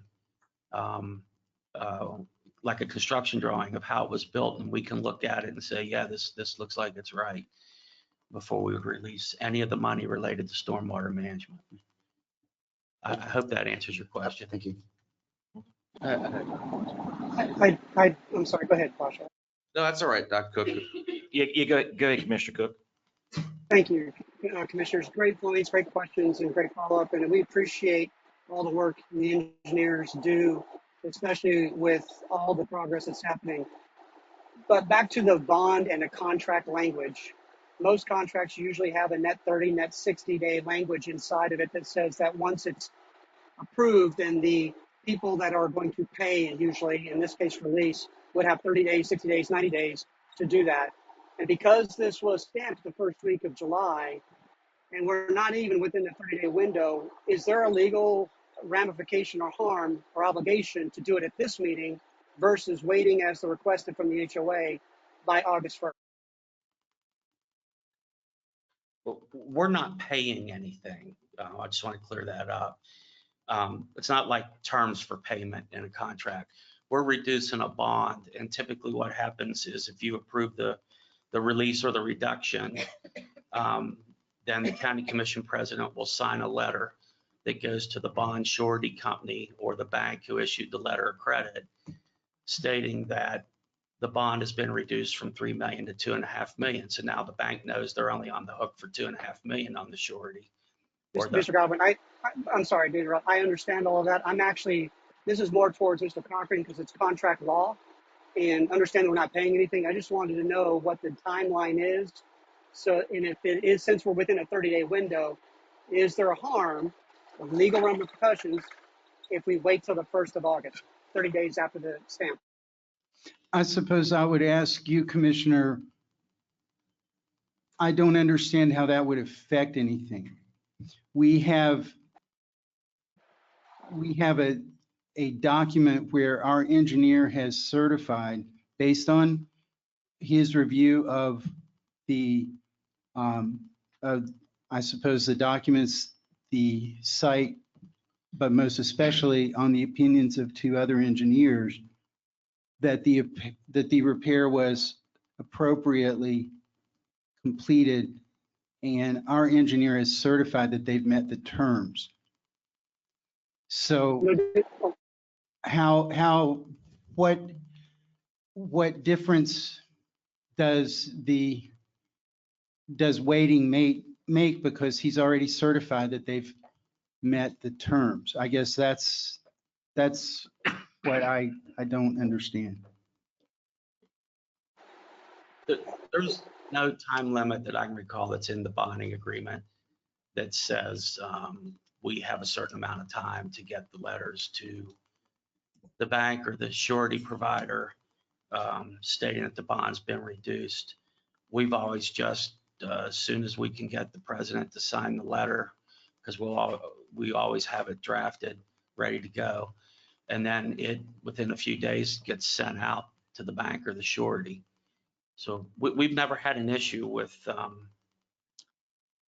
the developer or the bank or the surety provider questioning us why it's taken so long to get that letter. Okay. Thank you. Did have a follow-up question. You mentioned the subgrade inspection. There were a lot of comments about the substrate under the road not being reviewed. I don't know the terms as well. Are we talking about the same thing here? Subgrade, substrate? Is that generally we talk about the same thing? Is that from? It's from public comment. There's a lot of comments about the substrate not being reviewed yet. I think it was the construction, not the top coat, but maybe how I took it was maybe the undercoat. Well, there's the subgrade and there's the base asphalt and then there's the surface course of asphalt. And that might be coming from, I believe the HOA president had contacted ECS engineering to come look at the roads prior to getting paved.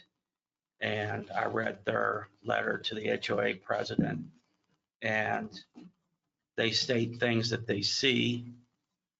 And then they state that, and this is what I find common in the engineering consulting industry, is somebody comes out and looks at something, and then they write you a letter saying, you may want to retain our services. And then the next step is, if so, then here's a proposal and here's the price. And that sounds like where this was, a detailed pavement evaluation consisting of both invasive and non-destructive testing. Existing asphalt-based gravel subgrade soil should be performed prior to placement of surface mixed asphalt wearing course. And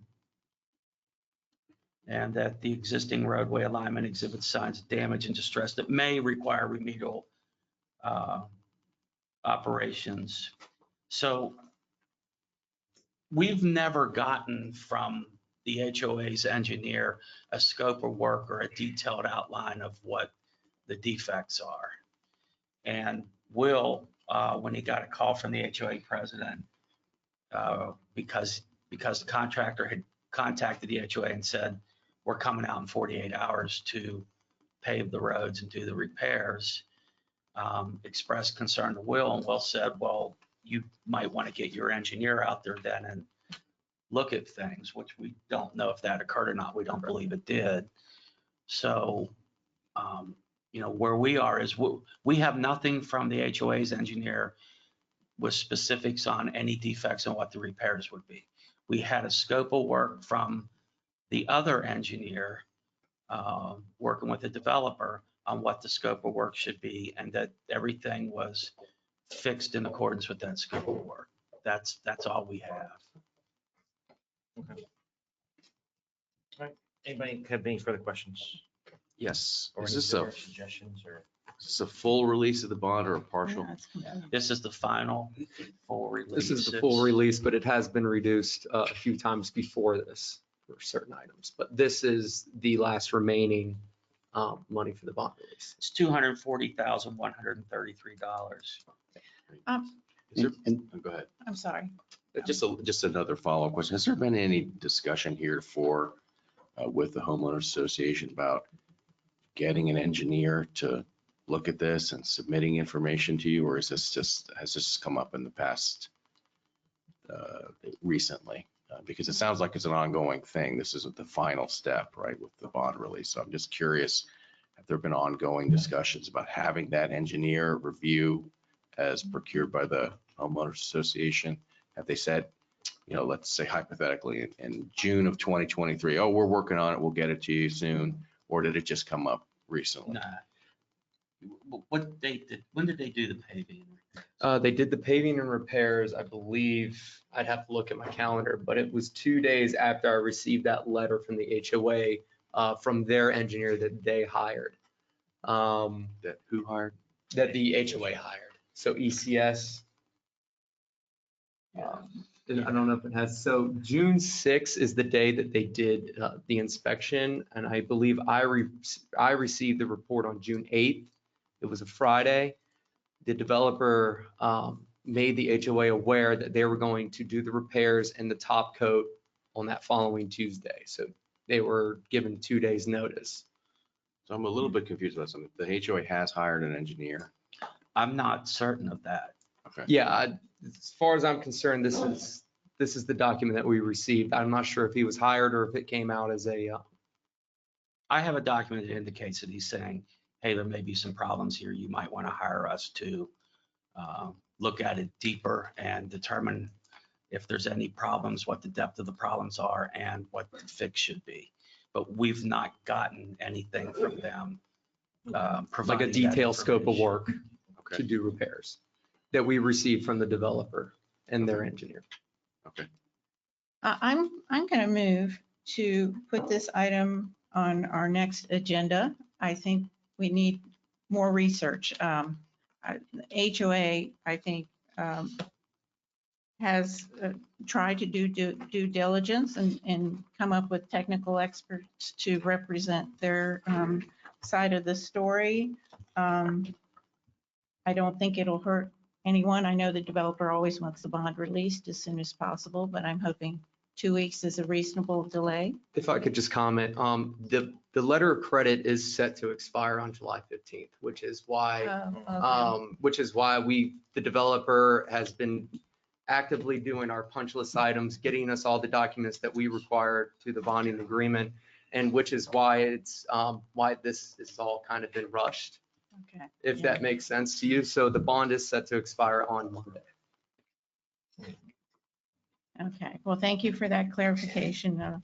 I will withdraw my proposed somewhat in the process delay, but I just make a couple of comments. I understand the time constraints, but I want to, and I know I have a letter, email received yesterday morning that there's civil action through the HOA against the developer. So I do believe from what has been presented by staff that on a technical level for this Section 2, Phase 3, the bond should be released, but I also want to know how we can prevent this from happening again. Is there any way we can craft subdivision regs so that Phase 1 and 2 of the development roads aren't broken down by construction equipment? And who enforces the And maybe this isn't within our jurisdiction. It's just, I'm thinking out loud. How do you enforce a construction entrance? I don't know how you do that. I don't know how a beginning HOA would do that. So I just want to prevent it from happening in the future too. I do have one final statement. I apologize. If we were to make a decision to release the bond, is it possible to put in the motion, if it was to be released, that it be released on 15 July?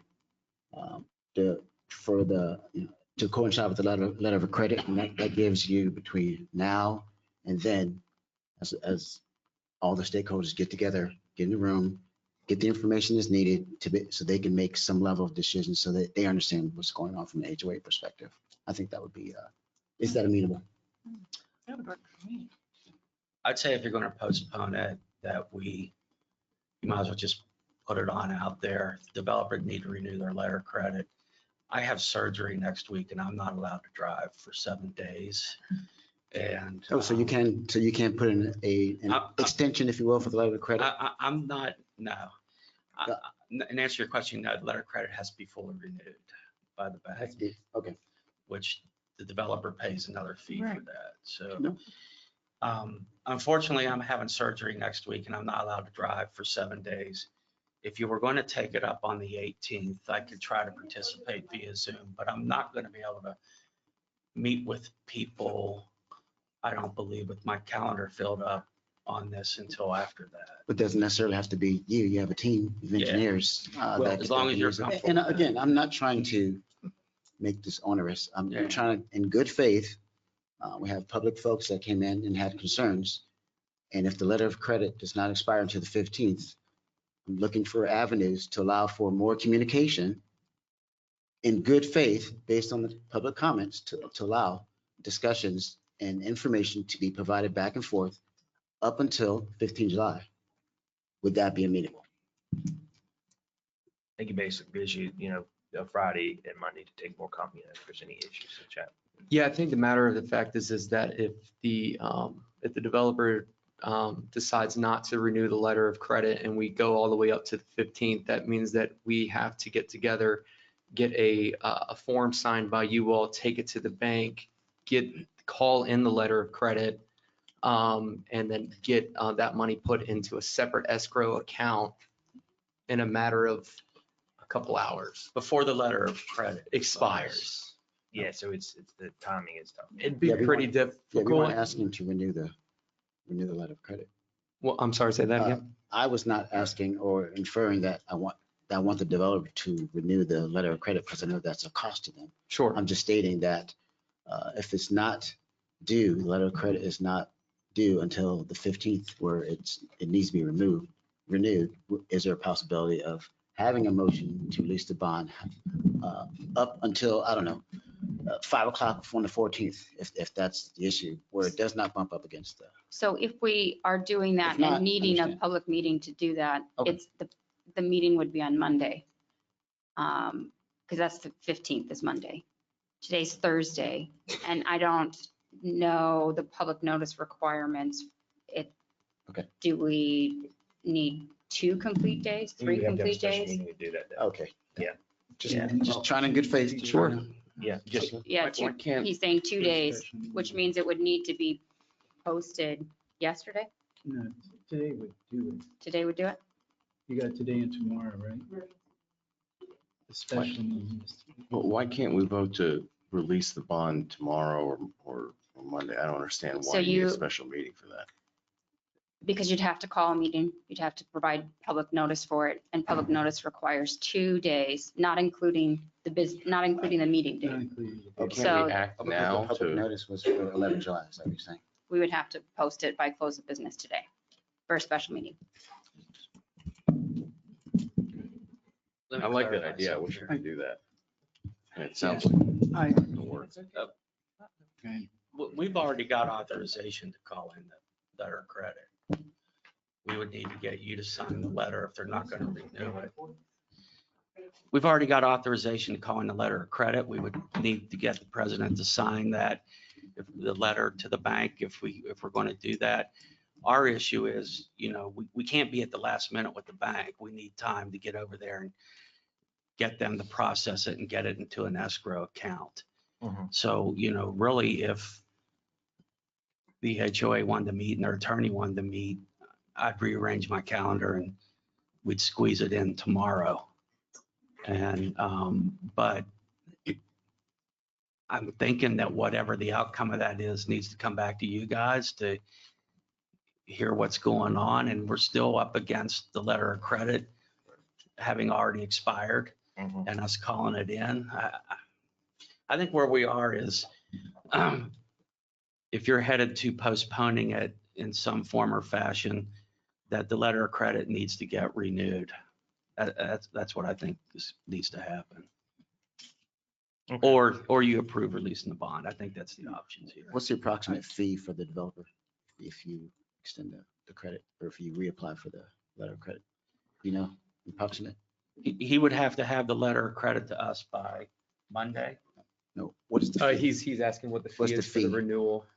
We have no idea. What is the impact to the developer? You stated earlier that they would have to pay some type of cost. They always tell us on letters of credit and surety bonds that they have to pay a fee, and they're always, all of them are pushing to get it released in a timely manner as soon as possible so that they can stop paying a higher fee, pay a reduced fee, or get out of paying a fee. I can't answer as to what those are, other than I did ask a banker one time what they charge, and he said it varies and it just depends, and they more or less make it up as they go. And he said it could be $1,000, it could be $1,500 the next time. I don't think from what he's telling me, his bank does not have a fee sheet for letters of credit. And it's my understanding you can't get an extension on a bond for 30 days. It's a year. Is that the minimum? It's 6 months. It's 6 months. Mm-hmm. So if the builder wanted to get an extension, it would cost him 6 months of, I think it's a percentage of the bond. Correct. And that's the requirement under the bonding agreement or contract, is it has to be for 6 months. Wow.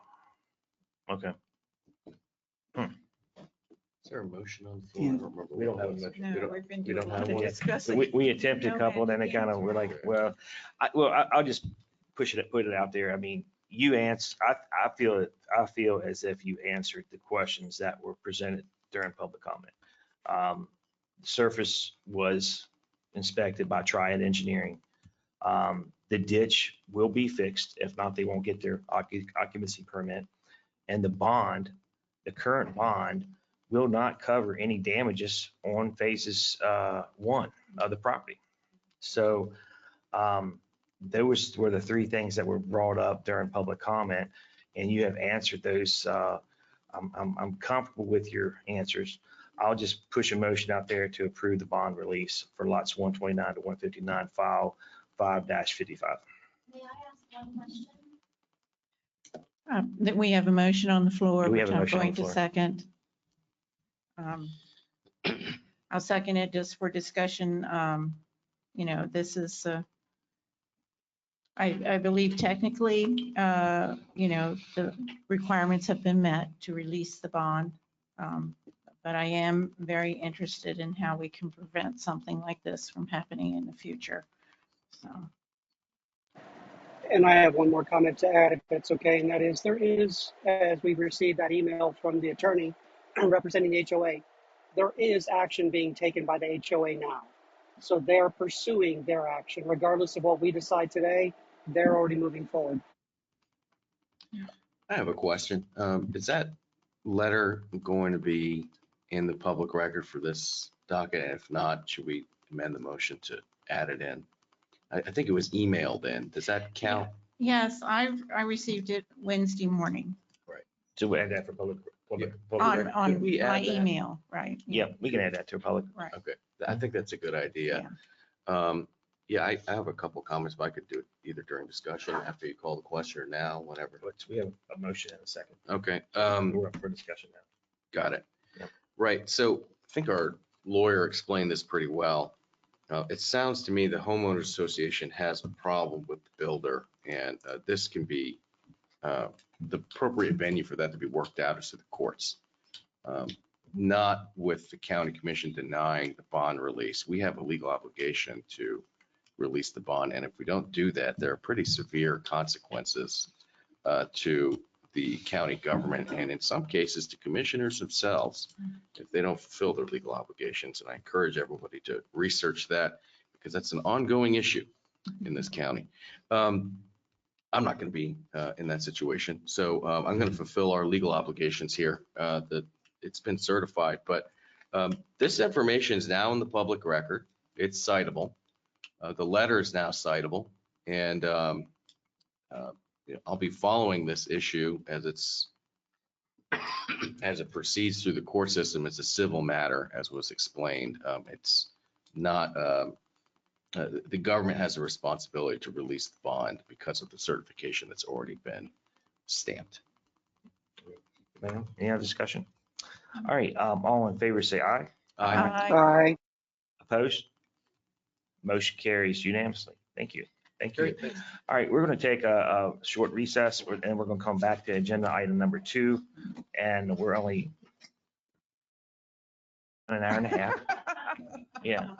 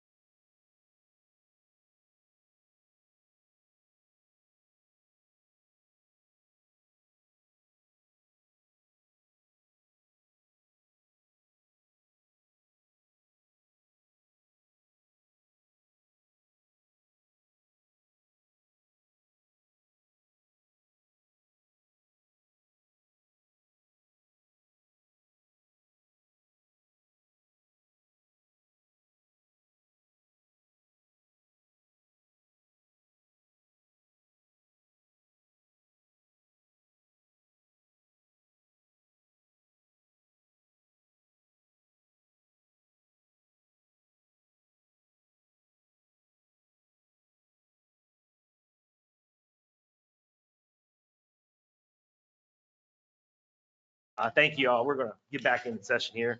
We got some time to make up. We just want to have unanimous decision, approve everything else on the agenda and go home. Y'all know I'm kidding. Thank y'all for laughing. So we're going to go back to agenda item number 2. Tom Hanson, Sheriff. Sorry, can't be here today. Lieutenant. Yes, sir. Lieutenant Holtz is representing the sheriff today. And with his summertime haircut. I like that. I haven't paid for a haircut in about 15 years. So a lot of important decisions this morning. This should be an easy one, I believe. This is just a renewal of a continuing MOU we have with the USDA, Forest Services, and the Harpers Ferry Job Corps. All it does is outline the responsibilities for each of these agencies and the sheriff's office and handling calls for service, law enforcement action on their sites. This has been signed before. There's no significant changes. It's just it's up for expiration. I believe this one will be good until, I believe, maybe June of 25 or July of 25. Yeah. So all we're doing is requesting that the commission approve this renewal and authorize Mr. President to sign it. And I believe it was provided to legal. And yes, Mr. President, I reviewed it and I find it satisfactory. All right, I'll move to accept the document as submitted by Lieutenant Holtz. A second. Second. Any discussion? All in favor, say aye. Aye. Aye. So thank you. Do you want to sign it now? I'll sign it now, yes. So Debbie won't have to track me down later. All right, thank you. Oh, I mean, when she does that, that means you have to get the signature before you go back or you're going to be in trouble. Don't want to get her out. There you go. Thanks, sir. Thank you. Yep. All right, next we're going to move on to agenda item number 3, Jackie Shadle.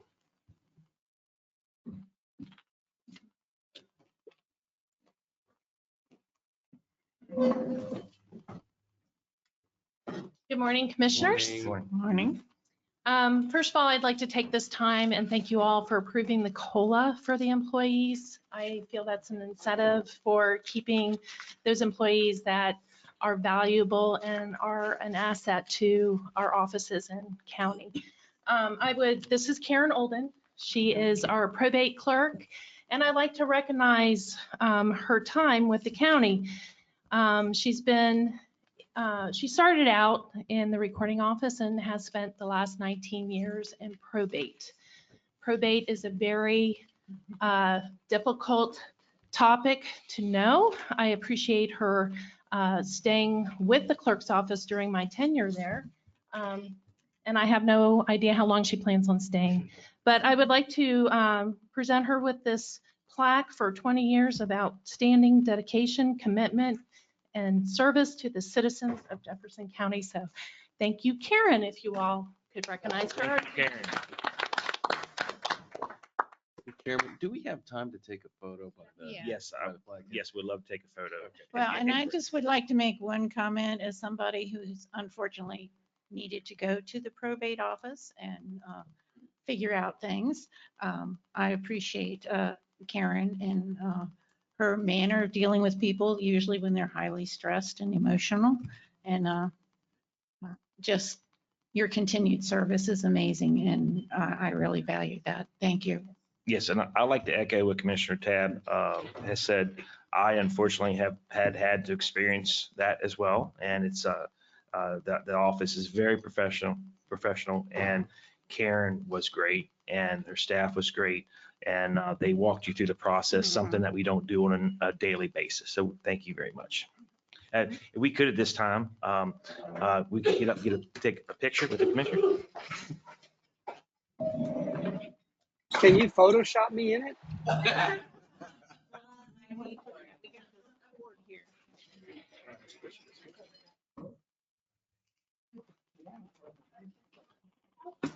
lighting in the quarter is just terrible, by the way. Right over here.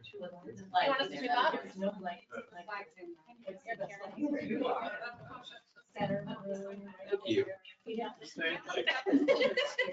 Maybe in the future, we'll put a big light here. Yeah, maybe like a lamp over it. And that way, if you want to use that as your photo corner.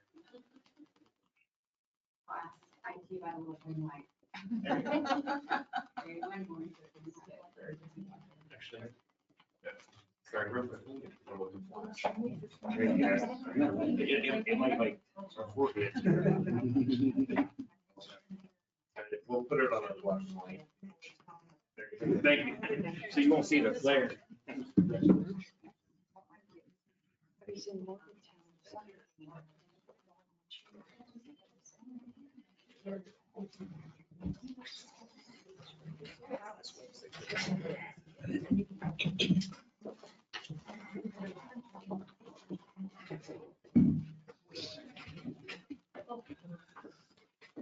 All right. Well, now we're going to move on to agenda item number 4, Ms. Karen Oden, probate. We need to move into a fiduciary review. Yes. So I'll move that we move to a fiduciary review board. Second. All in favor, say aye. Aye. Opposed, motion carries 5-0. Thank you. Okay, we had 52 completed for closure since the April term, and we have 57 full probate estates that we've opened since April. Yeah. So if you would sign these. Well, I'll make a motion first to approve as presented the estates opened and waivers of final settlement and accountings recorded since our last quarterly review. Second, all in favor, say aye. Aye. Opposed, motion carries 5-0. Thank you. All right.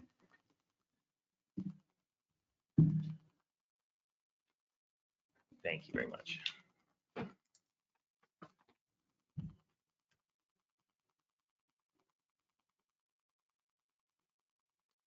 Just agreement to, okay.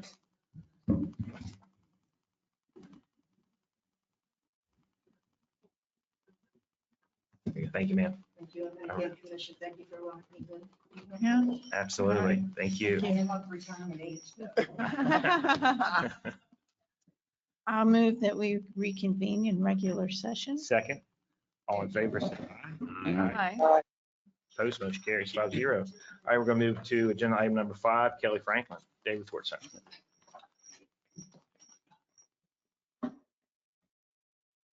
Hello, Kelly Franklin, Jefferson County Day Report Center. I'm here for the commission to execute the Community Corrections Grant. In February, you all elected to apply for the Community Corrections Grant, which helps offset the jail cost in Jefferson County.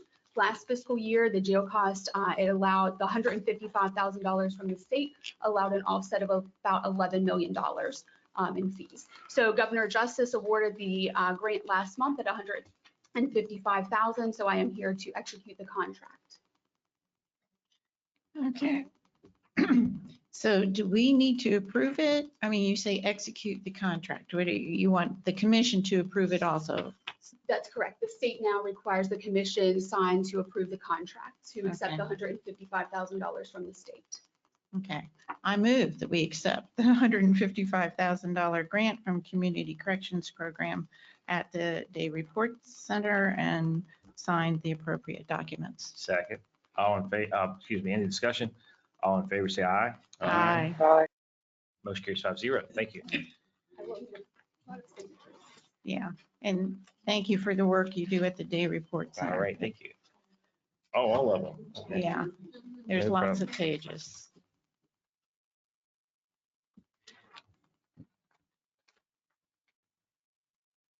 Wait a minute, we got this one. For that one. And Kelly, I believe you told me that your new location is working out well for you. You're good. Yeah.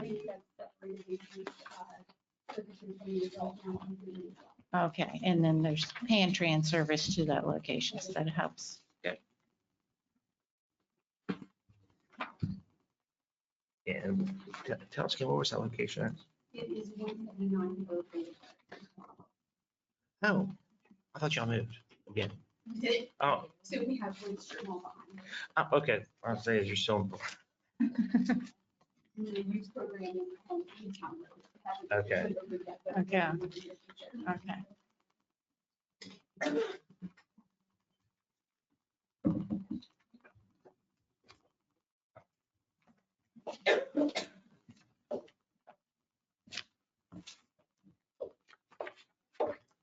Oh, that's Frankie's. Okay. She's in the back, so you can catch her. Awesome. Thank you.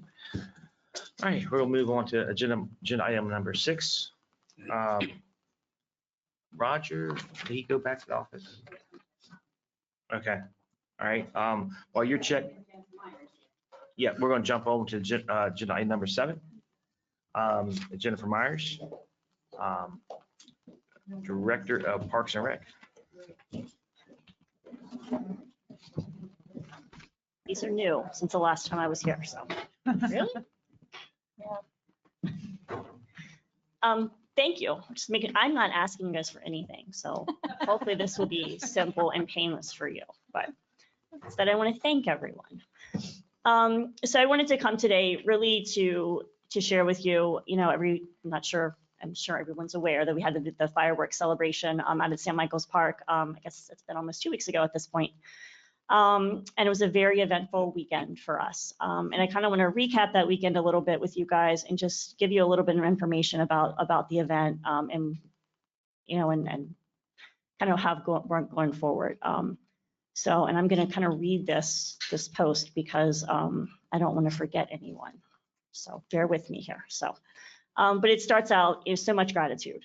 The staff at Jefferson County Parks and Recreation Commission had the extraordinary weekend celebrating with everyone at Fireworks 2024, Take 1 and Take 2. It was an unprecedented event that turned into an unexpected weekend-long community celebration. We are very thankful for the many things, but most thankful that everyone had fun and, more importantly, everyone stayed safe. Fireworks Take 1 brought over 4,000 people through the gates at St. Michael's Park. While it appeared we would have a window to launch the fireworks that evening, that proved to not be the case when lightning struck the park, not once, but twice. Everyone remained calm and looked out for others and evacuated swiftly and orderly.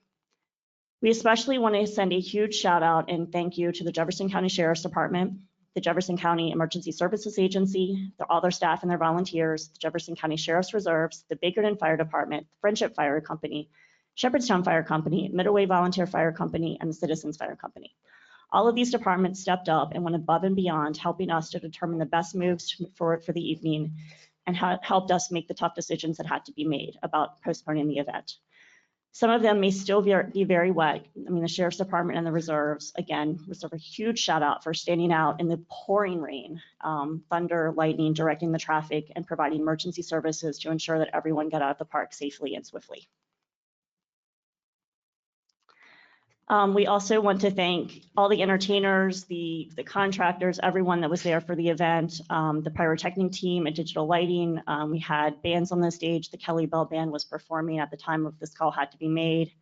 And we appreciate all of their help and support, getting the information out to the public and making them aware that we had to make some swift changes.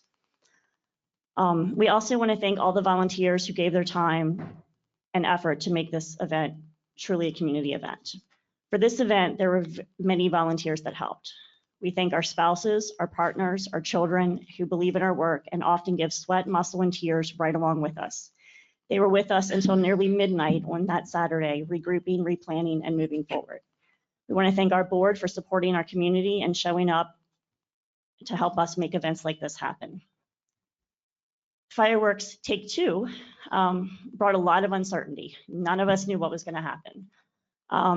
Would people come back? The answer is yes. We had over 5,000 people that came back through the gates on that Sunday for the Fireworks Take 2. Again, the Jefferson County Sheriff's Department, specifically Lieutenant Sell, Sheriff Hansen, and the Jefferson County Sheriff's Reserves, as well as many of our local fire departments, came together again that evening to make sure that the safety and security of the event would continue to be the highest priority.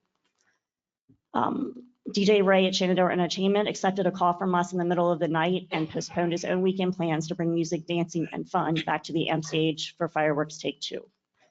Once again, volunteers, staff, our own spouses, partners, and children rolled up their sleeves, they lifted heavy things, they slogged through muddy ground, and they made sure that the field was reset and the cars could safely be parked. We had so much fun with bubbles, light sticks, dancing, and playing ball. We enjoyed the gentle breeze and most of the day, the clear, dry skies with no lightning that followed for the fireworks. I would be remiss not to mention our staff as well. Our staff is small but mighty. Many of our staff work 12 and 14-hour days preparing for this event. Although the disappointment of not being able to shoot the fireworks off on the 29th was there, and honestly a bit deflating at the end of the evening, we all rolled up our sleeves and we gave 110% to make sure that this would happen for the community the next day. They all deserve a huge thank you for their dedication and effort to make the Take Two event just as special. Thank you, thank you, thank you. Thank you to our community for being kind, patient, and calm. Thank you for keeping safety and the priority of looking out for one another. Thank you again to the Jefferson County Sheriff's Department for moving traffic out of the park at the end of both events and clearing the parking lots within an hour of each. Whether you were at the event for Take One or Take Two or both, Fireworks 2024 really brought out the best of Jefferson County. We would like to thank again the Jefferson County Commission for your support of the event, the Jefferson County Parks and Recreation Board, the City of Ranson, the City of Charlestown, Shepherdstown, the Town of Bolivar, and the Corporation of Harpers Ferry, as well as Apple Valley Waste for financially supporting the fireworks event this year. Due to the storm, the evacuations, and the rescheduling logistics, the event surpassed $40,000. With donations at the gate totaling about $1,600, some carryover and funding set aside in this current budget for Jefferson County Parks and Recreation, we have enough money to make the deposit for the 2025 event that is tentatively scheduled for June 28th, 2025. So if we can all think positive thoughts and maybe avoid storms that evening, that would be fantastic. But I wanted to share that information with you and really, again, thank the County Commission for supporting this event, as well as all the municipalities and for everyone that stepped up to make it happen. And if I could, as president of the board of the Parks and Rec, Jennifer mentioned her staff. She never mentions herself. And I know it's all inclusive when you say staff, but she is one heck of a leader out there. And she was very calm, very organized. There were, when you evacuate that many people on a dime, basically, there were some children who were not united with their parents at the moment that had to be taken care of. There were all kinds of things that could have happened, and the staff and Jennifer under her leadership handled everything to a T. Sunday night was beautiful. Yeah. And I have been involved with this event since 2006 when it came to St. Michael's. This is the first time we've ever had to use a rain date. Hopefully the last time we ever have to use a rain date. But again, Digital Lightning were wonderful to work with, even on top of their fireworks actually getting struck. I don't know if you all were aware. I don't know if any of you were there. Fireworks actually did get struck by lightning, sending them off before we evacuated the park, and it could have been much worse than it was. We're thankful that it turned out to not be a worse safety issue, but again, all of the community emergency responders, the police, the staff, we can't say enough of how everyone works together to bring this event to the county, which is a beloved event and something everyone looks forward to. And again, echoing Jennifer's thanks for your part in it, and we look forward to next year.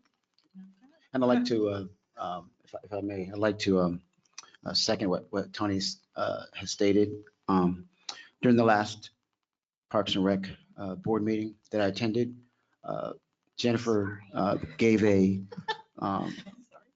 director's report, and it was literally probably about an hour of her, but it became abundantly clear who was in charge, who was leading the team, and all the stuff that she had on her plate, that she was an absolute rock star.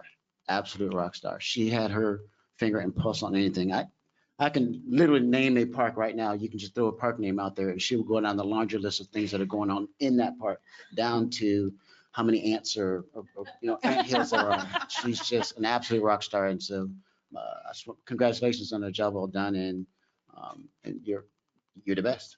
Thank you. Well, thank you. Thank you. Yeah. Thank you, guys. Well deserved. Absolutely. Thank you. All right. We'll move back to agenda item number 6. Roger Goodwin.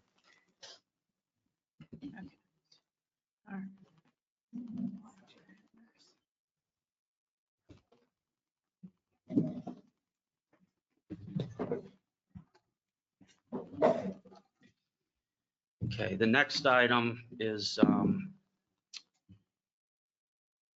Property Safety Enforcement Agency issue.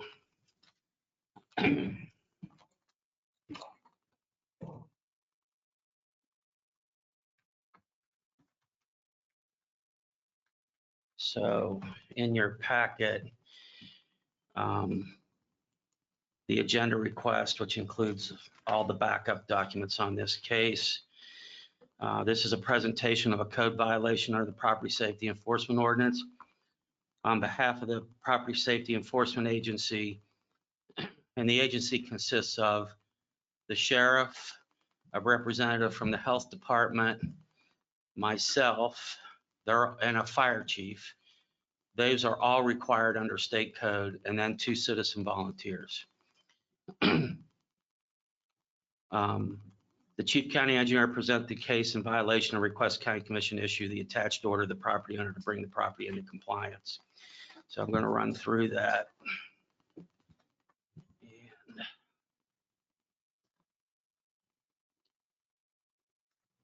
our records indicate that a citizen filed a complaint under the property safety ordinance. The property safety enforcement agency investigated the complaint, found merit to the complaint. Property owner failed to respond to the requirements of the notice violation. Then, as directed by the property safety enforcement agency and in accordance with the property safety ordinance, a petition was filed with the county clerk's office seeking an order from the county commission requiring the property owner, bring the property into compliance. The petition and complaint was served upon the property owner in person by the Jefferson County Sheriff's Office. The property owner did not contest the petition or complaint or exercise their right to a hearing before the county commission. Therefore, the enforcement agency is requesting that the county commission find the property to be unsafe and issue the order presented to you. And then I'm just going to run through some of this information. So in the documents in your packet, there was the property safety complaint. The complainant's name was Christina Snow. The property is located at 105 Link Drive, Carneysville. And it's just a short dead end street that has 2 or 3 homes on it. This property sits at the end of that street.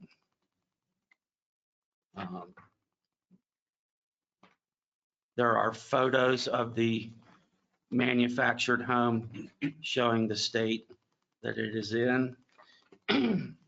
It's a vacant, unsecured mobile home with what I call debris and other items outside. We call that stuff plunder. Yeah, trash. Yeah. So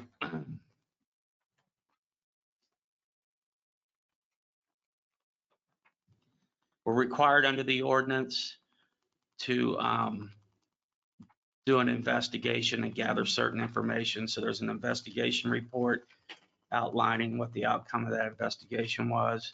Daniel Duncan's the property owner. He lives at 479 Macbeth Drive, Charlestown. The lot is 0.8 of an acre. The land value is $27,500. The mobile home's $12,300. There have been issues over the last 5 years or so related to law enforcement, animal control, welfare checks, etc. No one's living there right now. And then there's the backup to the investigation report. And the next thing I'll point out is there's the letter of violation notice that was sent to the property owner on May 9th, 2023. They failed to respond to that. Then we filed the complaint with the county clerk's office. And on April 25th, 2024, the sheriff's office had that served in person. We still got no response, and no hearing was requested by the property owner. So we're asking for you to issue the order that's attached at the back, and I'll just try to summarize it. And says that the order would require that the owner be given 30 days from receipt of this order, once it's served on them again, to bring the property into compliance by securing the dwelling from access by unauthorized persons by boarding up the doors and windows. All outdoor trash, debris, and refuse is removed from the site and disposed of in a legal manner, and all grass and weeds are mowed to allow for safe access by first responders.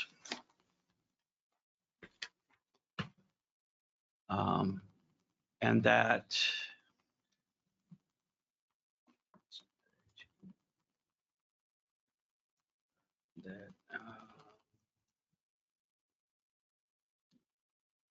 And that if the owner fails to do that within the time limit set, the county commission will then hire a contractor to secure the dwelling from access, remove all outdoor trash, debris, and refuse, and then have all grass and weeds mowed to allow for safe access by first responders.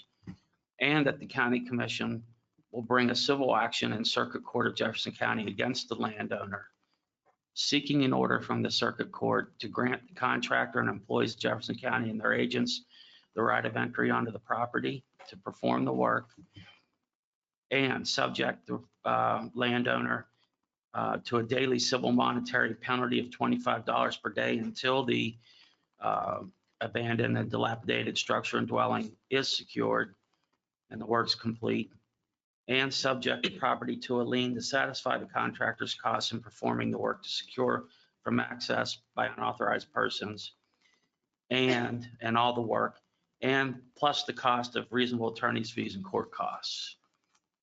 And so we're asking you to issue that order, and if they fail to respond, you're agreeing that you will hire a contractor to complete that work. I don't know, it could cost $1,000, it could cost $3,000. Prices are kind of crazy right now, but so I would caution you that if you don't think you can fund that, then don't issue the order. But if you're okay with that, then issue the order and we'll follow through on it. And what's happened in the past is county attorney has gone to the circuit court. There doesn't need to be a hearing, and they can get the judge to issue an order allowing us right of access and the right to carry out the work and to file a lien, which has happened on a couple other properties. I think in a matter of public safety, we need to issue the safety enforcement ordinance. So I understand taking up debris, and maybe boarding the windows up could be a couple $1,000, but I would assume where will we pull that out from? Maybe a old severance or, I know our financial director's not here today, but we'll figure it out. I guess we'll talk to her and ask her where we can pull that out maybe at a later date. But so I'll be happy to move to find the property is in violation of the property safety enforcement ordinance and issue the order to the property owner as presented. And I'll second that, and just for the record, add that the property owner's name is Daniel Duncan. Correct. Could I I know you will, but just for the record, will you use reasonable efforts to convey that order to this gentleman? Yeah, the state code and ordinance only requires that the county clerk mail it, but this time, when we served the petition, the sheriff also had it served in person at their home. We'll do the same thing. Okay. And that was going to be my request, was to see if the county attorney had any comments or questions regarding this matter as well, that you think the commission needs to be aware of prior to this motion. No, our ordinance provides for these things. It's just, you want to make sure that the person is aware of the happenings. And, I'm sure that Mr. Goodwin has made every effort so far, but we want to just be sure that they're aware, because this is going to give them 30 days to come back to you and say, wait, I'll fix it, and try to work something out. Thank you. All right. Any further discussion? All in favor, say aye. Aye. Opposed? Motion carries 5-0. Thank you. I want to get you. Yes, sure.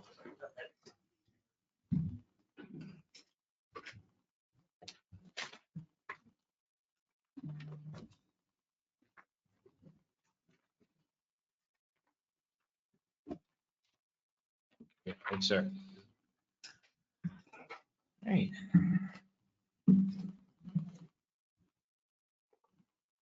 We are still under your agenda item, under number, I guess I would call it B, under 6B, but it's not lettered that way. The next item,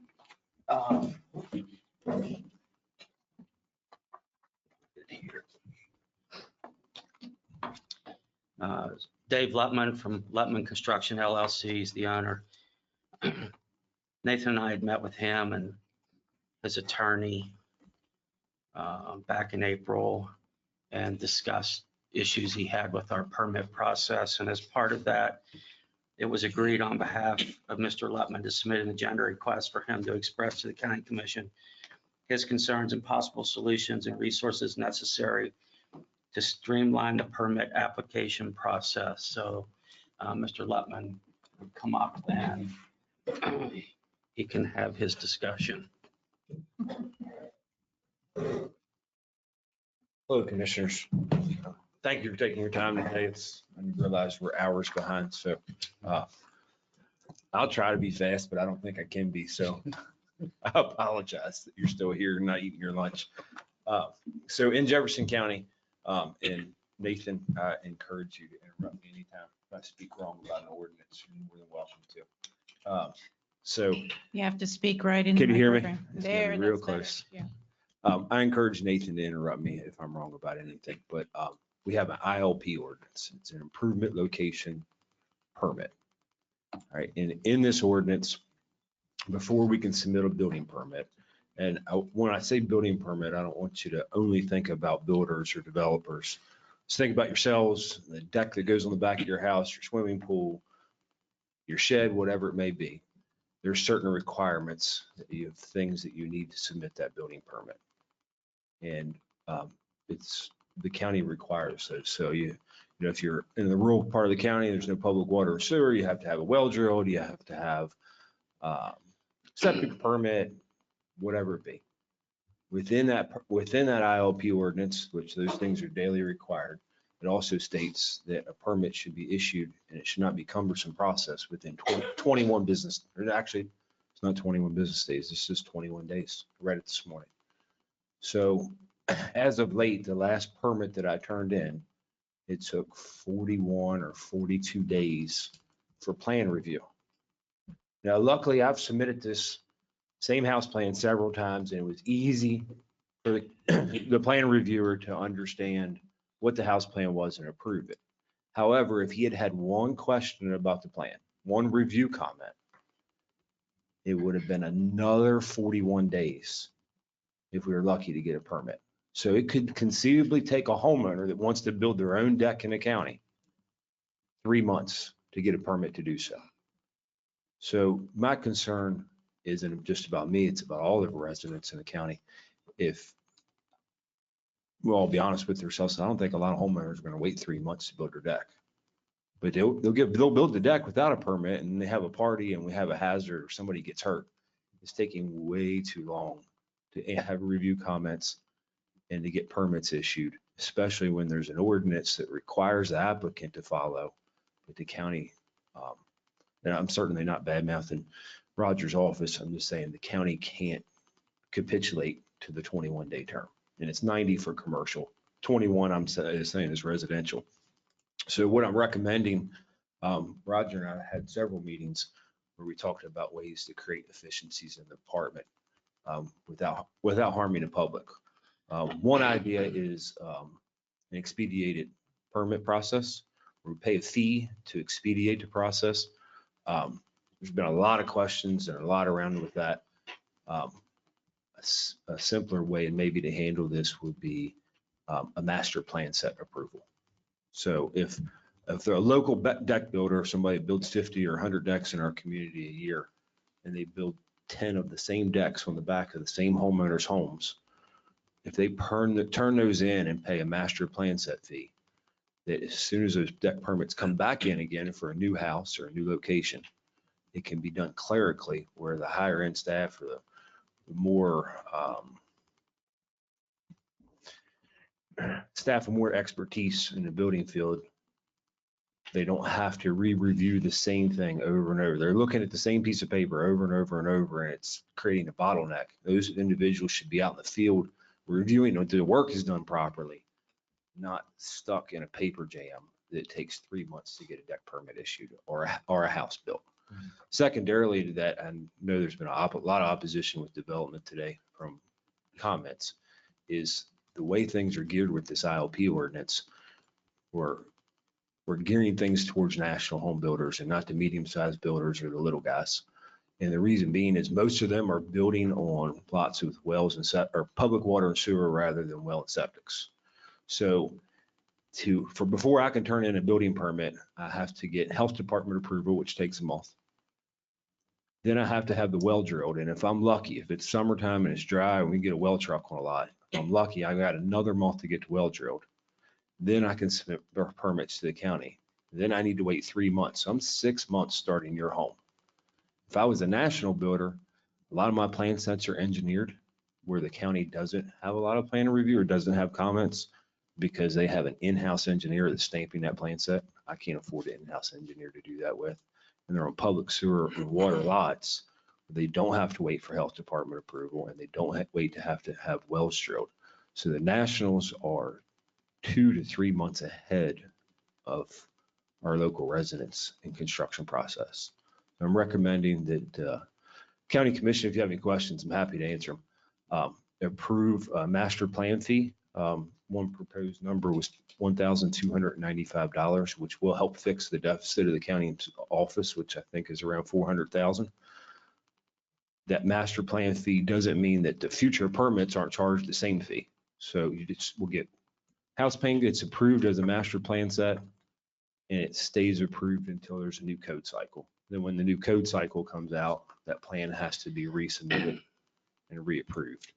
And then second is that the county commissioners either mandate that permits are issued in 21 days in compliance with ILP ordinance, or do as our counterpart in Berkeley County does and not require wells to be drilled prior to submission of permits. Roger, anything to add? No, I'd say if we're not going to require well reports and so forth prior to issuance of permits, that, and Nathan and I have talked about this, we're going to have to basically rescind the ILP ordinance or change the ILP ordinance. But I think, Yes, Roger, you got to talk close to the microphone. I think state code a while back required that the things in the ILP ordinance be moved into the land use regulations. And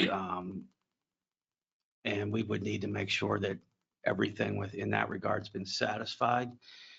And then you would be free to vacate the ILP ordinance. Is that correct, Nathan? Is that kind of where we are on that? Yeah, I believe that because of some things that were changed, the ILP ordinance does need to be reviewed and revised or maybe even eliminated. But all of that has kind of been wrapped into, we're trying to revamp the entire ordinance, as you know, and that was kind of put on hold a little bit, waiting for the comp plan to be finished, because the ordinance relies, or at least takes into account the comp plan. And it doesn't make good sense to revise all of our ordinances without knowing what the comp plan is going to say. So I think that that we definitely need to look at changing or revising or eliminating the ILP ordinance. And that's one of the first steps. We may be able to do that before we actually redo the entire ordinance as we've been planning. But I would certainly be willing to go over this with Mr. Goodwin, and we'll maybe could bring back a recommendation to you another time, or Mr. Lutman could, in hopefully the not too distant future. Yeah, there are several counties that do a master plan approval process. As you know, you go down any subdivision, you'll see a house and it's just the same house. It's just different siding on it, like the neighbors, and maybe they might flip the garage on the other side. Certainly. So the question I have is, your staff's wonderful. Yeah. Why are we letting them drown in paperwork? It's the same paperwork every day. I mean, personally, I'd hate to have to look at the same house plan over and over. I'd like to look at it once and be gone with it until the next code cycle. No, Well, I understand the master plan concept, but also there are, I think, somewhat limitations depending on the location,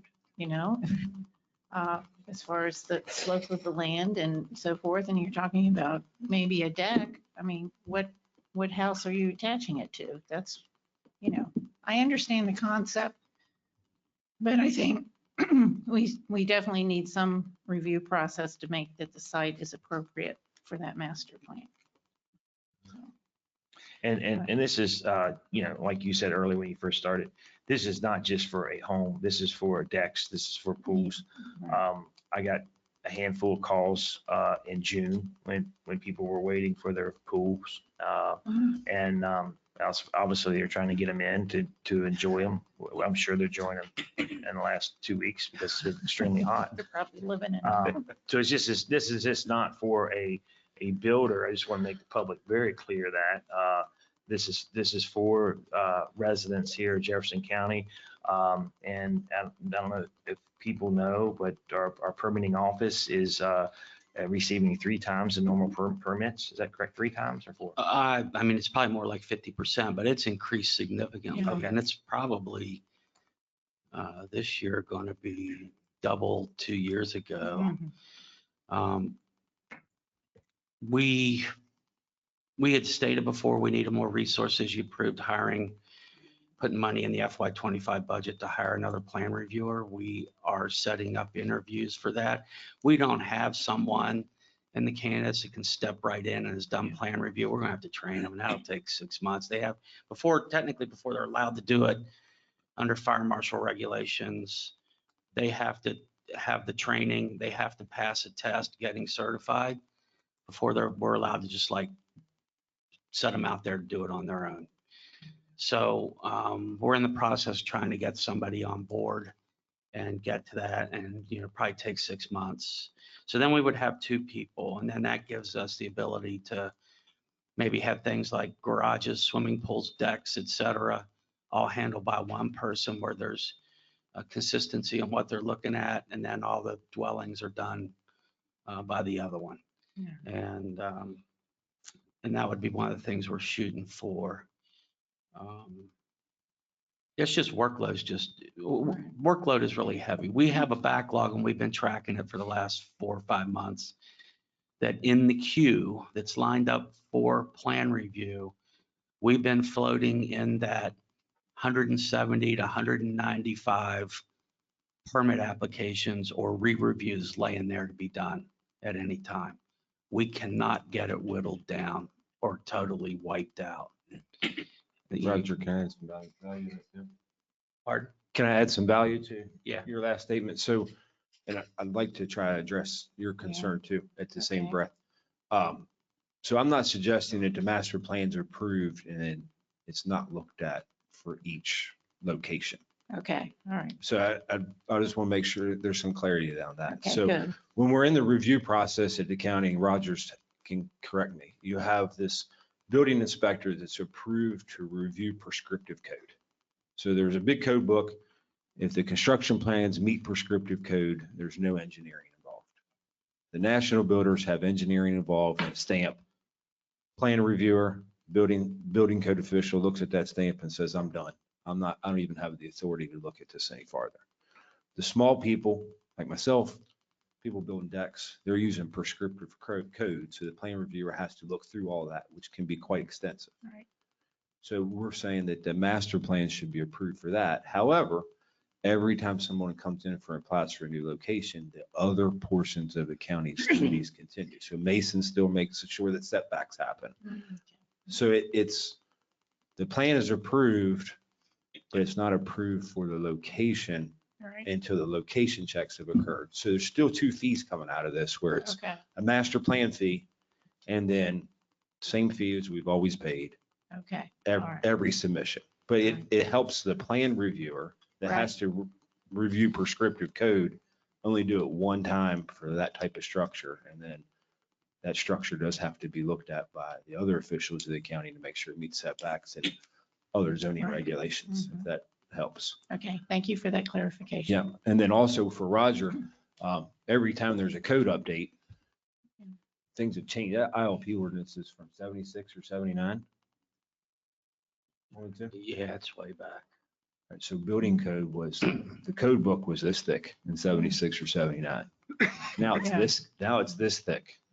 So when those code officials come out to a job site, there's many more inspections and there's a lot more criteria of the inspections. So what they used to be able to do in 5 minutes is now a 20-minute or a 30-minute inspection. So not only is the process a lot longer, the time it takes to complete the process is a lot longer since the ILP ordinance was written. Yeah.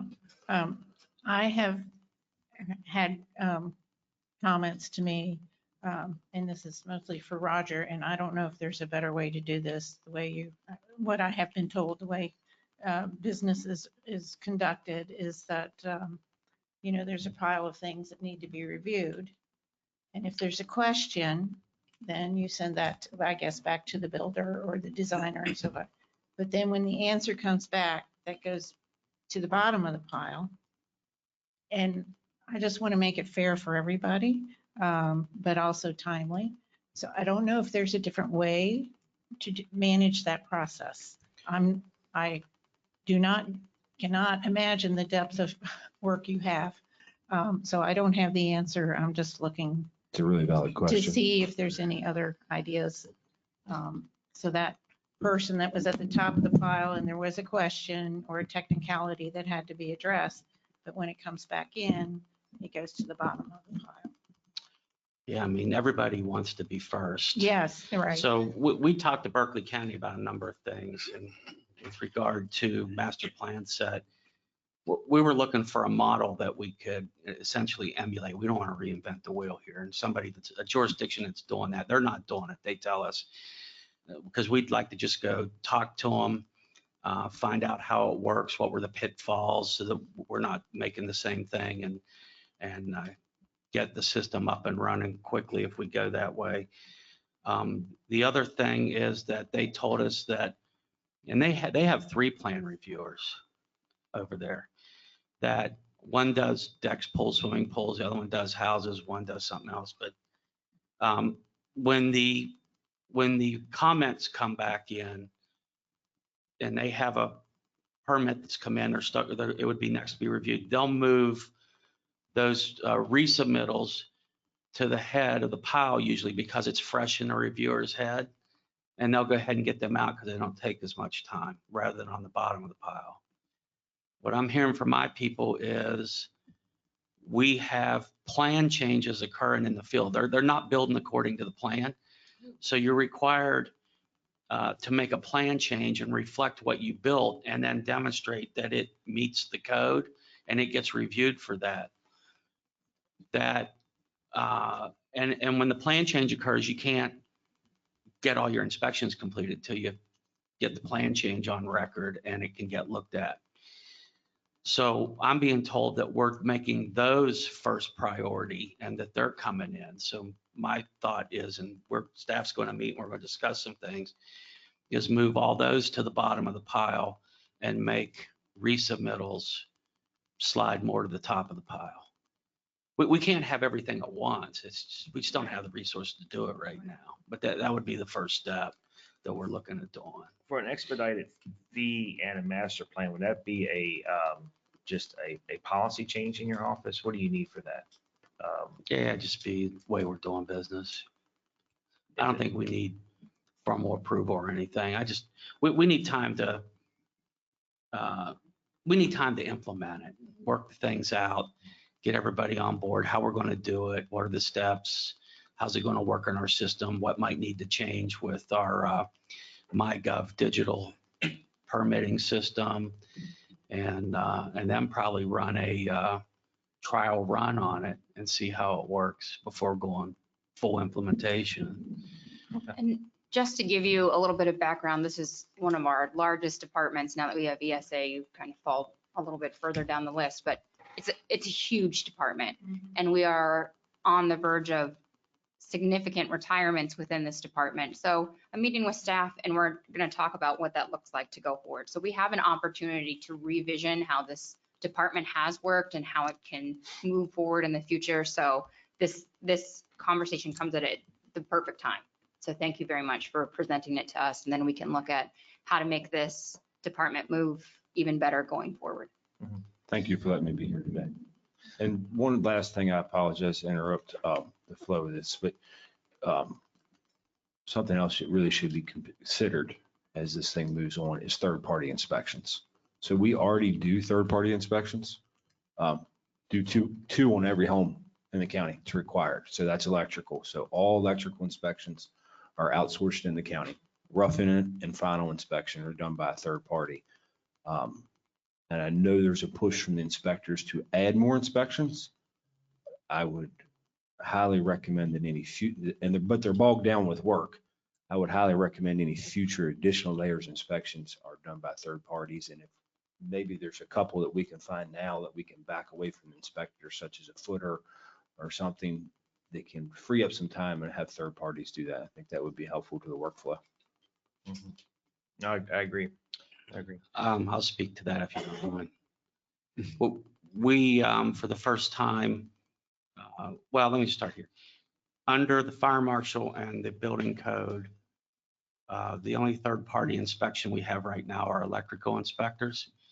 And the fire marshal has a list of ones that are acceptable, and that's who has to be used to do the electrical inspections. So when we go out, with regard to electrical, we look for the electrical inspector sticker, like on the inside of the electric panel door, saying that he's done rough in electrical and he's done final electrical and everything's okay. And we've checked that off in our system. We've never done anything else. And part of the reason is that the state fire marshal's office under the state code and regulations regulates the training and certification of building inspectors. And they state in that code that you will not be certified essentially unless you're working for a government agency, a municipality, county, et cetera. With the Hilltop Hotel project, which has submitted 4 permit applications, we reviewed the first 2 in-house.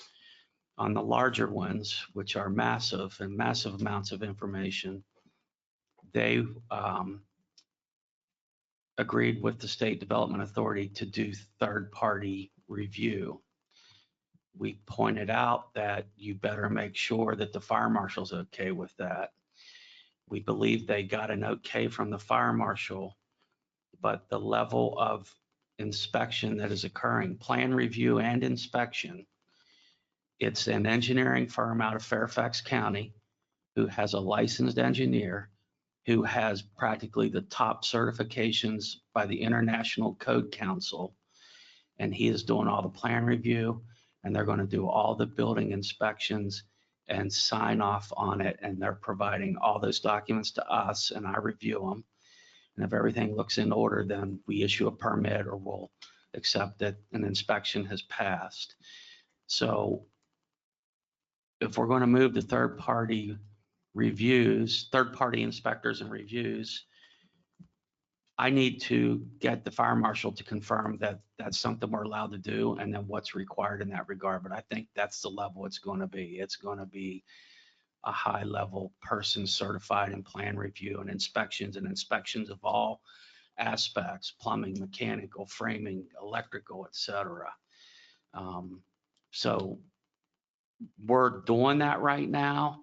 We're seeing how it works out, but I don't know how cost effective it could be if that's where we end up. And I need to get with the fire marshal's office and see if they're going to allow it. So all of the local towns and cities and municipalities have used third-party inspection within the last 3 years. City of Charlestown used John Dick, which is a Berkeley County inspector, to moonlight in the evenings and do inspections until the city grew large enough that they couldn't handle all the inspections. And I think City of Ranson currently outsources their inspections to an engineering firm in Winchester. All I'm saying is we should use some caution. I don't know who the firm is, and I would question whether they have the certifications required under state code. Okay. And maybe they do. All right. Fair enough.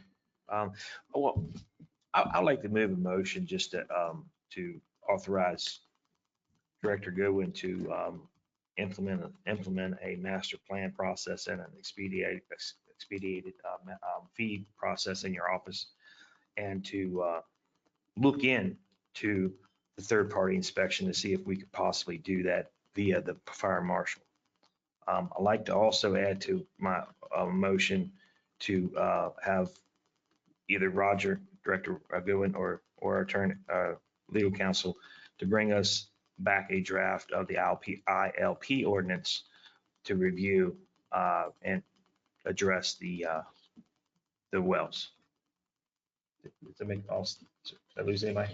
The first part of the first motion I didn't get. The master plan and expedited. Could you explain that? The master plan approval was something he can implement, Director Goen can implement in his office and look into the expedited fee process. The fire marshal, the third party review still has to have some little bit of study done to it. Yeah, so you're asking for our staff to come back with recommendations by a motion, right? Or is it to I think implement? that's the second motion, right? Yes, I can break them down. So yeah, and I think I apologize.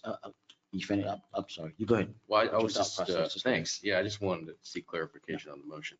Is this directing them to implement, or is it directing them to come back to the commission with recommendations for how to implement? I think Rogers, you said that you can implement the master plan and in your office, correct? You don't need a ordinance for, No, you don't need anything for that, right? no, Okay, that's just a process. yeah, so we really don't need Okay. I just kind of get direction to move to do that. It's not a policy. Okay. Yep. Thanks. That makes Those are- sense? No, those are similar questions I had. So the master plan can be done in-house, but you mentioned the expedited fee, looking into that one, we need to make sure that comes back for approval because Would you feel comfortable like Again- just looking in that, coming back to that? I can adjust that motion. When you talk expedited fee, you talking about the $1,295 that he proposed for the master plan set? Or are you talking about something else? Maybe I'm. So I think there's two parts to this. Okay. And before I speak, I want to make sure I want to make sure I'm hearing everyone in the room correctly. Well, just procedurally, we have a motion without a second on Oh, the floor. sorry. Do you want to withdraw your motion? You want to, I'll withdraw until we get to answer your question. I'll remake it because I think I confused a few people here. And I had a couple of thoughts too. We might be able to expand to some more ideas. Okay. So I'll preface this that Roger needs more people. Uh-huh. The county budget has a deficit in that department. So I think there has to be some fees. We have to get that department balanced and we have to get permits out in a reasonable time to the public. And I think because you are well-versed in this and that's great, but the public kind of coding by that is going, what? Hold on, there's a deficit in that department. And I think what you're saying, and please feel free to correct me if I'm Yeah, wrong, go ahead. is that the amount of fees that come in are less than what it takes to run the department. That's exactly what I'm Okay. saying. that's good clarification. Thank you. I've got some comments on that too, but please go ahead. All right, so I think Nathan, you should listen carefully to the second part of this and probably give advice. So This is our council. You do not correct him. I'm sorry. I apologize. I just want to make sure I wasn't causing any problems for anybody. I apologize. So I think there should be a fee proposed for a master plan set. And then if there's an expedited fee, that has to be tied to potentially a new ILP ordinance because it might conflict with the ILP ordinance that's already in place that mandates permits should be issued in 21 days. Okay. So there's two different. Yeah, I had some thoughts. First, let me comment. I like the ideas that you put forward. I have some questions about procedurally. Do we direct the department to do that, or do we ask for them to come back to the commission with recommendations for consideration? That's something we could talk about. But first, I just want to kind of set the stage with this. This fits nicely with the point you just made.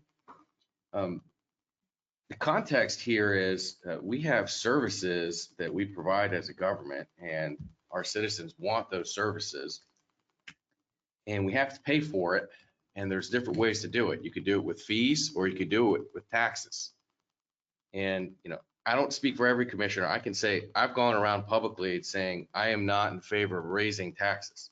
So if the demand for services is increasing and increasing and increasing as our population increases, and as there's proposals for new housing to be built, it's going to have to be paid for one way or another. And if it's not, then the result is everybody has to just wait. And that's the problem we're dealing with right now. So this discussion about fees is very important, but I hope folks understand the alternative.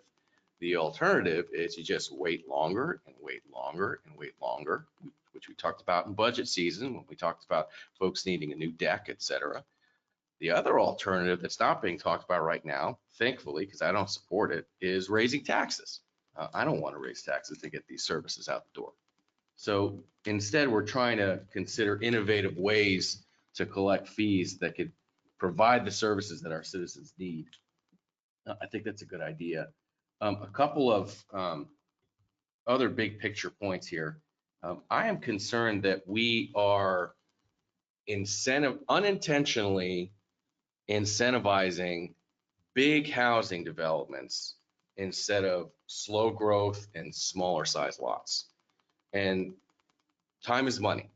So as the point's been made, if you're waiting longer and you're waiting longer and you're waiting longer for applications to be approved, that creates an advantage to a mega corporation that has in-house engineering. So I think what might be going on here is there's a trend where we as a county, by by having delays in our system, we're advantaging big corporations that have in-house engineering that can circumvent that because time is money and move along more quickly. And that results, this is getting theoretical now, but this is what I think is happening right now. That results in huge swaths of farmland converting to housing rather than smaller developments. So this issue is not just about a couple fees here and a couple fees there. It actually has a big impact on the long-term growth of our county, on the residential sector. And we're basically talking about, applied economic theory here. I think it's very important. A couple of things that I'd like to do, along with some of the questions you've raised, Mr. Stolper, Commissioner Stolper, I'd like to see if the Planning Commission can review the ILP ordinance. Well, you already talked about that. But also to consider incentives for smaller sized, slower growth in the residential sector in our comprehensive plan. I think they're looking at that, but I'd like to call out specifically that we're interested in incentivizing smaller conversions and smaller size growth, because the alternative that I'm seeing is these huge swaths of land are being converted for mega corporations. I don't want to be discriminatory against them, but I do think we also need to provide a balanced growth in this county, and we don't need to have unintentional incentives for big residential developments while crowding out smaller, slower growth. So I'm not ready for a motion just yet. I want to hear what other folks have to say, but I might want to make a friendly amendment to add a couple of points for the Planning Commission to review. All right. Well, probably the best thing for me to do is break down those motions instead of lumping them all in one. I'll just start off by saying I'll go hit her first motion. We'll discuss it because I think if we put them all in one, it could get confusing. I would like to ask either our legal or director go in either one, whoever wants to take the task to update our ILP ordinance and bring it back to us to address the wells that you mentioned earlier. And what they were describing in that was our neighboring county, Berkeley, they do not require the well to be drilled prior to permit, correct? Yeah, so there has to be, the well has to be permitted to be drilled, Mm-hmm. but it doesn't have to be completed. So when we construct in Berkeley County, we drill the well while we're building the house rather than trying to get the well truck there in the middle of a snowstorm to drill it so we can even submit the permit. Okay. And that's just asking them to draft it. Of course, it'd have to be brought back here for us to approve it. Yeah, I would second that, but I have a lot of procedural questions on that. Should we talk about that or talk about everything else first? I So- just want to talk about that. Okay, that makes That's sense. only motion. I'm making that motion just. Thank all of a you. sudden. On that one, it still needs to go to the planning commission. Is that right? I don't believe so. The ILP ordinance? Right. It's an ordinance, so, yeah. I think it's does. legally required to go to the. All right, then my motion will have to be draft it, send it to planning commission for review. Yeah, Correct. or I could draft it and bring it back to you. Right. Okay. Yes, I mean, if it's an ordinance, we have to follow the ordinance amendment procedures. Isn't that, don't you agree with that, Roger? It's an ordinance, Yeah, I right? think The it ILP falls- is, Yeah, I think it falls under planning commission. Okay, so you'll draft it, come back to us, we'll send it to planning commission for adoption, for for their their review. review, then it comes back. Mhm. Yes. Okay, that's fine. I think my motion covers that. That means draft it and bring it to us, then the next motion will be send it to the planning commission. Okay. All right. All right. Is there any more discussion about that? All right. We have a motion, a second on the ILP ordinance to be drafted and brought to us for review. All in favor, say aye. Aye. Opposed? Motion carries 5-0. All right. I'd like to move a motion to implement a master approval plan or allow our engineering office to implement a master approval plan in the office. I'll second I'll- that. Yeah, Mr. Chairman, go ahead if you like. Gordon, Go ahead, Commissioner Commissioner Cook. Cook. Yeah, I was going to second it just for to get the discussion going on that. And one of the discussion points is, does he implement it, or does he bring a review for us, or it to us for review before implementing it? Roger, you're okay to implement it in your office? That's all you need is just instructions to implement that, or there's no policy, correct? We just got to work out how the process is going to work, which would include working with Dave, Okay. what his expectations are and his thoughts on it. And if we can find a jurisdiction that's doing it, get some advice from them. And also solicit other builders. Yeah. Comments, please. Yes, absolutely. So, I apologize. Does this plan, is it going to talk about, we mentioned staffing and succession plan, those types of things. Is that going to be part of the plan? Or part of, I want to make sure I understand the purpose of What we're talking about right now, when he talks about master plan set, is if he's building, if he's plans to build like 20 of home type A, he submits a master plan for that. We review it one time. And if he's Yeah, going to okay. build 20 of them, Yeah. then we don't really need to look at the plans if he's building the exact same thing over and over. They still got to fill out a permit application and pay the fee, and we'll check setbacks, whether it's in the floodplain and all the other things. And then the plan set doesn't really have to spend time getting reviewed. And then the permit would get issued. However, if they do make a change and they're supposed to come in, if they decide to make a change and get that on record before actually they do the work. And we review that, and it would have to meet code. okay, I understand. I'm glad I made that. I think the real intent was to reduce the plan reviewer's workload so he could get more done. To Commissioner Tabb's comment, where there's a plan review question, it goes back to the bottom of the stack. The idea is to free up some time so that wait isn't so long. So It's clear that, I'm sorry. So that's kind of what I'm getting at, to make sure that we're not conflating. So for me, from my perspective,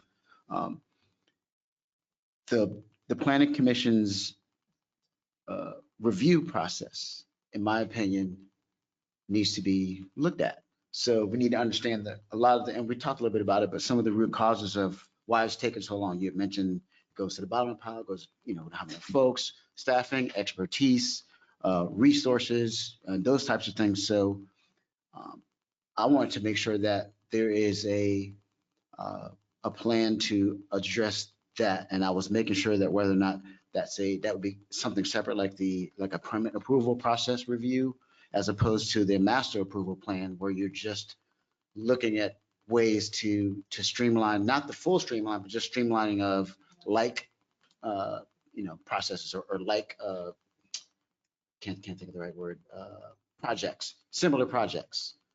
That's what the master approval plan is focusing on, correct? But not the master issue or concerns about the actual planning commission's review process as a whole, which would include resources, staffing, those types of things.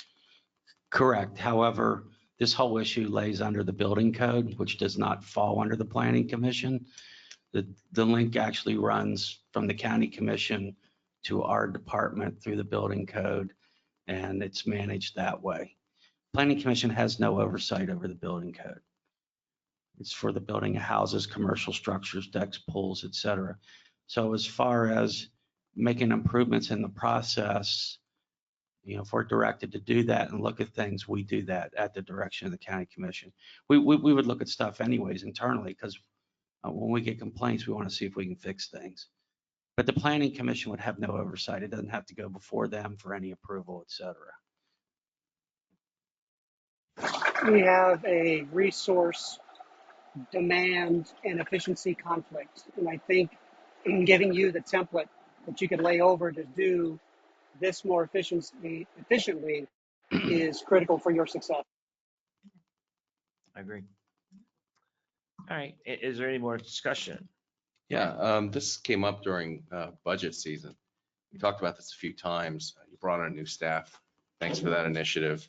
And we raised the question, can't we come up with more efficient ways to apply our staff time and our resources that are very limited?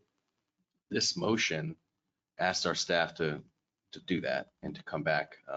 If you could update on us, if you could update the commission in let's say 6 months when you've had more time to look at it, think about how to implement it. In 6 months, you say? Yeah. I would think I would be back before then. Okay. With some ideas and recommendations.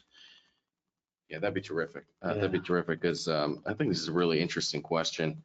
And hopefully if we have success with this, we can apply it in other departments as appropriate. But I plan on voting yes. Okay. All right.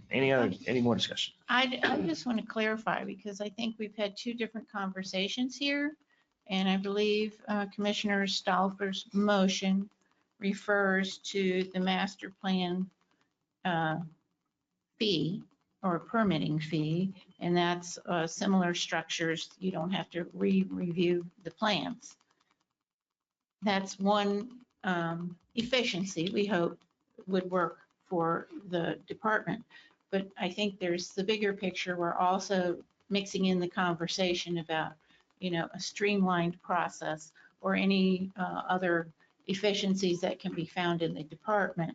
But right now, this master plan approval is just for, like buildings and those plans that have been approved. I just want to clarify that, because we have the bigger issue to examine later. We've kind of mixed the conversation.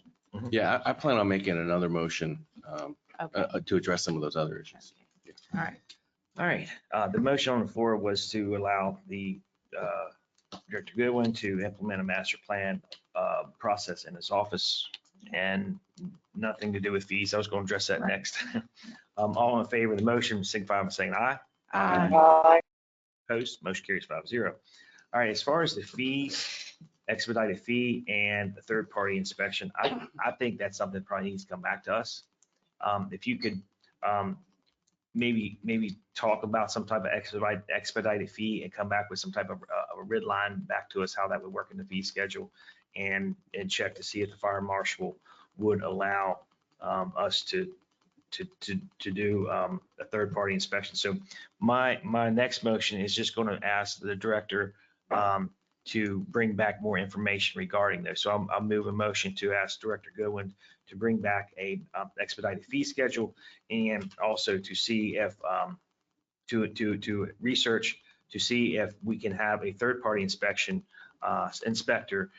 With that being said, he would have to consult with the fire marshal. So that's my motion for him. Second. Yeah, it's I'll second it, and I just want to comment on one of the So I like the way you're thinking. I think we need to have more discussion on this. It needs to come back to the commission, but I would like to hear what the staff thinks after a deep dive and considering different options. Certainly like the idea of looking at nearby jurisdictions, seeing what they're doing for outsourcing and third-party inspections and whatnot. I don't know if it's a good idea or not, but I would like to hear what other people think, and certainly our experts on our staff. I also want to comment on the expedited permit review process. I'm repeating myself because we talked about this during the budget session, and it came up. And since then, I keep getting pinged by citizens who are saying, "I'm waiting. What's going on here?" And I keep telling them, "Well, look, I'm not going to raise taxes, but maybe there's different ways we can speed it up with some efficiency or with changing our fee schedule." So I'm going to use the term heavy users, people who business entities that rely on hundreds of reviews rather than Joe citizen who needs one review might be able to pay a higher amount. And I've heard from Director Goodwin, this has been requested actually from the private sector. So I think we're following through on the feedback that I know that I've gotten that came up during budget season. And I'm glad we're addressing this, not with any type of final action today, but requesting our staff experts to come up with some recommendations. All right, any further discussion? Is there a possibility of amend your motion to put a timeline for their return with reps? How long do you think you would be satisfied? Would be a good time. 30 days. Remember, he's going in for surgery, so. 2 surgeries. Oh. So for like Three- 4 so weeks. So you have plenty of time to work on this while you're laid up, right? You know, yeah. You can have Lynn take notes for you, right? Yeah. I'll call and help Roger. I think we're looking at least out sometime in September. Okay, so September. But one of our problems is if I'm going to get staff together and we're going to brainstorm, Okay. is all my inspectors, they're out all day, they're Right, busy, right. and they Yeah. come back practically at quitting time. So, and one way to fix that is they're going to have to stay over, participate in the meeting, and I pay overtime, which also means that the permit technicians have to stay over. So it's going to be overtime on 6 or 7 employees, but that's what we'll do. It's just hard to do it.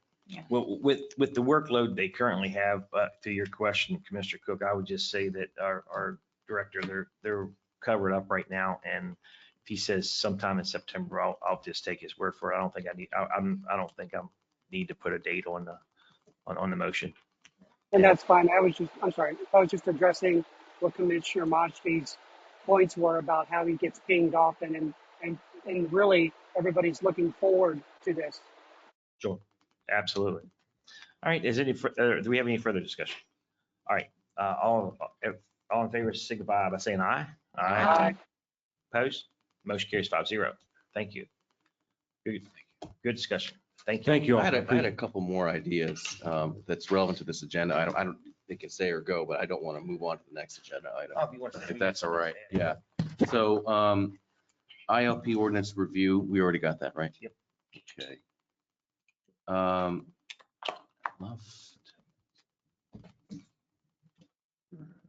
Oh, the other one that we haven't covered yet, I'd love to ask the planning commission to consider not just the narrow recommendations we're making today, but just kind of big picture. What other incentives are there for smaller, slower growth in our residential sector? So I'll move to request that the planning commission consider incentives for smaller and slower growth in the residential sector via their review of the comprehensive plan. I'm just going to raise a point. I don't think that's on the agenda clearly enough. Yeah, I think we brought it up in have that. discussion, but I don't think that's properly noticed on the agenda for us to vote on, unfortunately. We had to put it on the agenda. I know we kind of talked about the growth and this stuff like that, but it's not on the agenda item. Yeah, I see your point. These are some there might be other, Commissioner Tabby, you brought this point up. There might be other ways besides the recommendations that have been laid out in this agenda item to get at the results we're seeking here. So what I'll do is I'll just raise that informally with our planning commission, see if they do have some ideas or they maybe they come up with it during the comprehensive plan review. And if anything specific comes up, we can bring that like this agenda item here. And the comprehensive plan is going to a public hearing. It's tentatively scheduled for, help me out, Nathan, August 27th. So if there's anybody, even elected officials, can make comments at that public hearing. And then after that public hearing, those comments will be reviewed by the planning commission and changes will be potentially be made on the comprehensive plan before it comes to this bottom. Got it. Okay, yeah. thank you. Yeah. All right, anything else on this? All right. Thank you all. Thank you. Appreciate everyone's All right. time. Thank you. Next, we're going to move to agenda item number 8. We're only 2 hours behind, sorry. Laura Kuhn.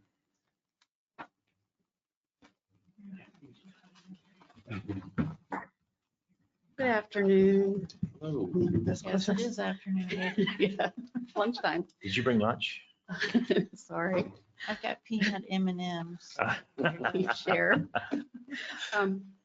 So I'm here today because several months ago, we had a surprise inspection from the West Virginia Department of Environmental Protection out at our animal control facility. During the inspections, it was noted that we had a few items that were out of compliance, nothing major, a few floor drains, needed filters, and we needed to provide a secondary barrier in the sump, which is the sunken part of the kennel where it goes down and then goes into the drain. So my staff was able to take care of that part pretty easily. But what was also required, that they were requiring of us, is to apply for underground injection control UIC septic tank permit, and also to provide a groundwater protection plan. So I have worked on all that paperwork. It required a lot of information on what kind of system we use out the septic tank. It required noting how many people in a quarter-mile radius were affected, used the same groundwater. I got all that information from our GIS department, and just basic information on what animal control does, information on the building and the septic system, and also a plan for if we ever close that septic tank, how we're going to close that off.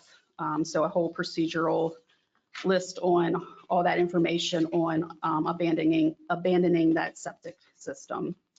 And then, so that was a UIC permit application. Also had to do a groundwater protection plan, which was basically the same type of information. They provide a template for that. So I just went through and answered all their questions about our processes, the procedures we use for cleaning kennels.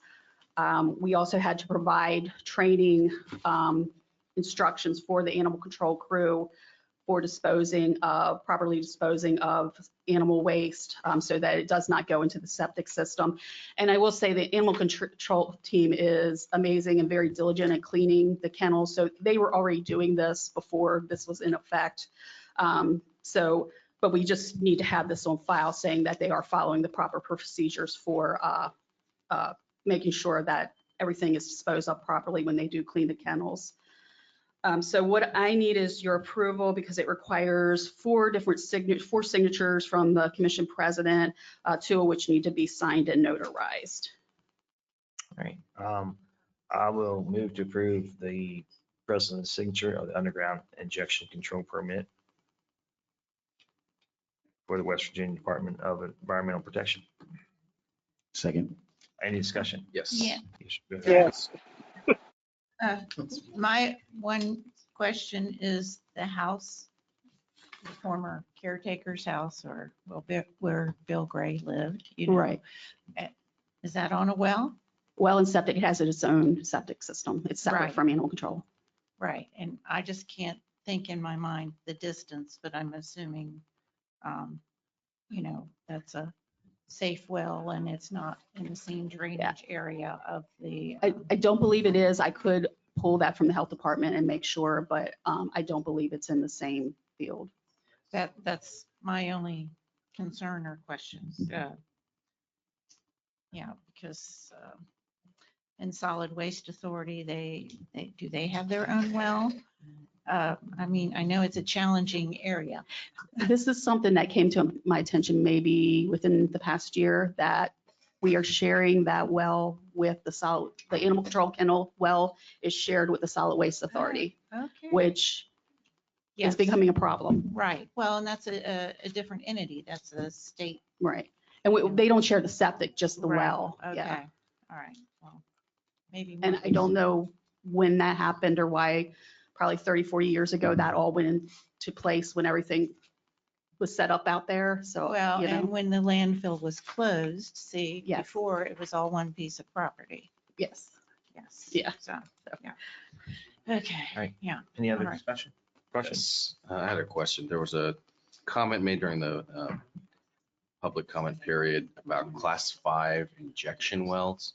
I'm not really very learned in this sector. Could you explain what's a class 5 injection well, how it applies in this situation? In this case, it's for a septic system that is going to be used by more than 20 people. There's also other kinds of septic systems that I really don't know a lot about this. This is just your basic everyday septic system.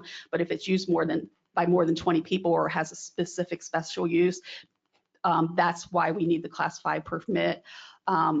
Animal control, the people there's not more than 5 people working there, but because of the animals in the facility, that's why we need the class 5 for our septic system. Great. And the comment was made, again, I don't know too much about this, so I hope you can educate me. Comment was made that there's no oversight with this type of well and it leads to pollution, perhaps contaminating groundwater. Can you comment on that? What is this? What is the classification? How does that tie to oversight? I think that's why the DEP is now doing these inspections, because from what I understand, they also at the same time inspected the Animal Welfare Society.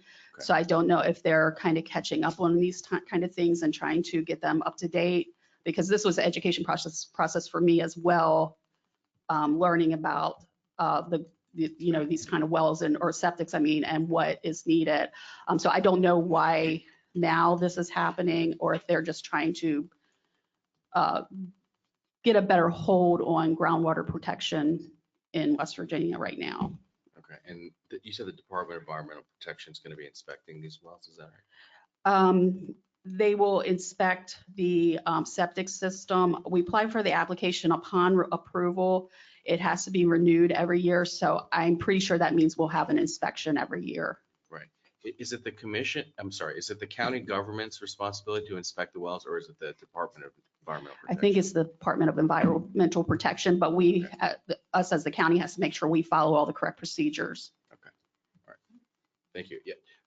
Goes without saying, but please do that. And Yes, that's what we intend to do. Yes. okay, thank you.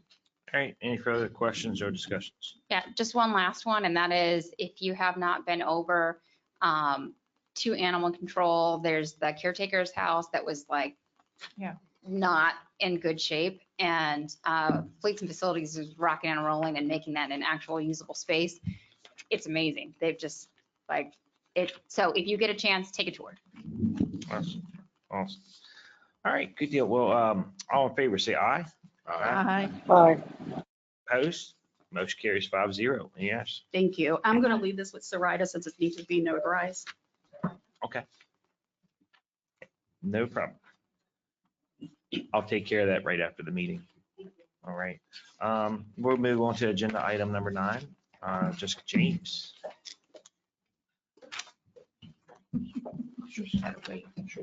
Good afternoon, Commissioners. I have 3 items for you today. The first is the approval of hire for the new Executive Director of the Farmland Protection Board. Liz Wheeler is the current director.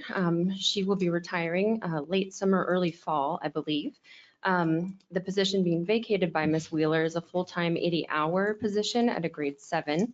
The board, the Farmland Protection Board, has identified their top selection from the candidates interviewed and has offered the candidate a starting salary of $65,000 plus benefits with a 90-day probation period. I also want to let you guys know, in your agenda preparation materials, I said that his start date would be determined pending background check. That has come back clean successfully. So he will be starting July 22nd. All right, great. And he is here along with Miss Wheeler today. If once the approval goes through, they'd like to make an introduction to you, and that would be amazing. Well, I will move to approve the hire of Jason Adams as the Director of Farmland Protection Board at a grade 7, salary 65,000, effective date July 22nd. Second. Oh, and also with a 90-day probationary. Second. All right, all in favor, any discussion? All in favor? Wait. Just want to tell you, I'm on the Farmland Protection Board. We interviewed several candidates, and I'm personally excited that Mr. Adams is coming on board. It's an unusual position. You've got to deal with a lot of tedious paperwork and financial commitments and so forth, and but also be very good interacting with property owners, making life, really lifelong decisions, because our easements are permanent. So we value our landowners. Absolutely. All right, well, thank you. All right, any more discussion? All in favor, say aye. Aye. Opposed? Motion carries 5-0. Excellent. And So everyone, I would like to get you a picture with him, but we will have a couple more pictures. So if you can hold that for just 1 minute, and then Okay. we'll do all three in one. Okay. all right. Are you guys getting your Then- pictures too? The next item I have is just the approval of an employee pay adjustment for an employee with the ESA. Director Stein has indicated an employee is eligible for pay adjustment in accordance with ESA Administrative Policy 1192 for 4 years of prior work experience and service. This request would provide a 2-step increase for the employee with an adjustment from $24.46 to a new rate of $26.66 an hour, which includes the fiscal year 25 5% COLA.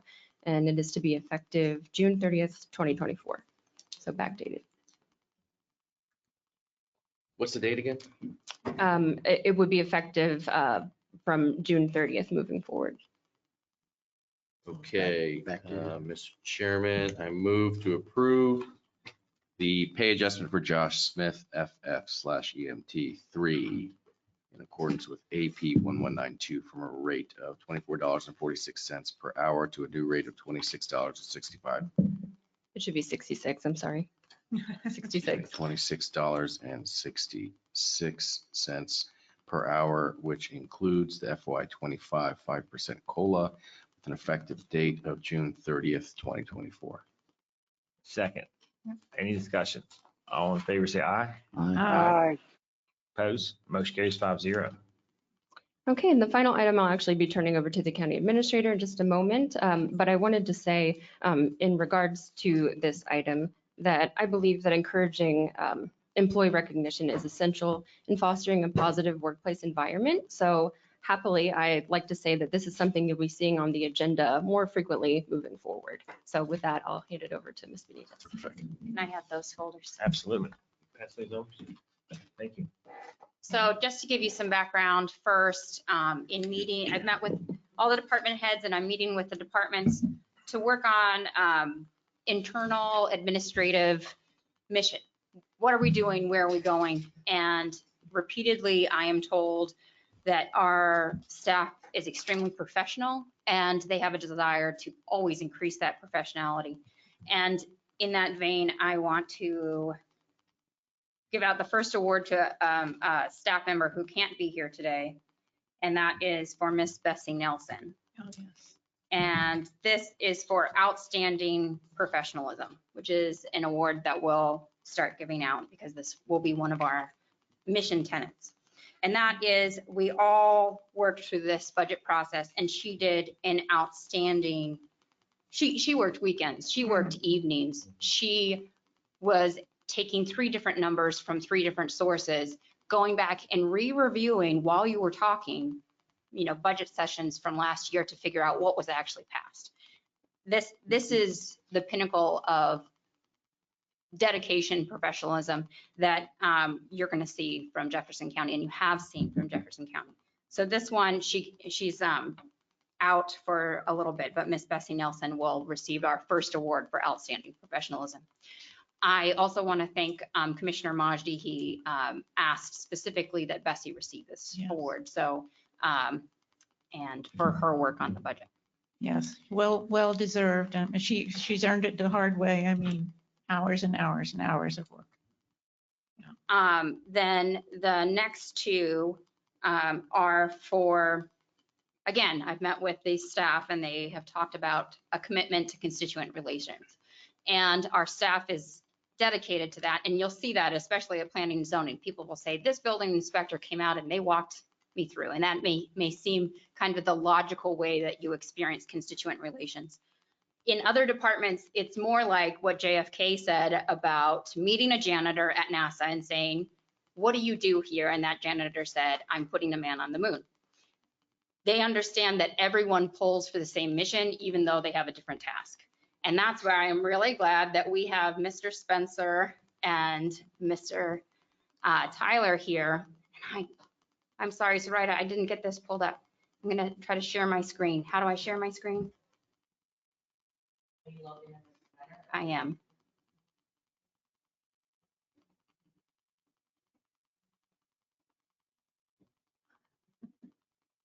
Can I borrow you guys while I'm giving you an award? To share the screen.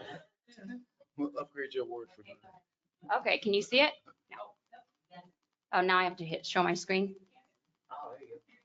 And I gotta do full screen. How do I do full screen? While everyone's watching. Yeah, right there. You know what? There. Right there.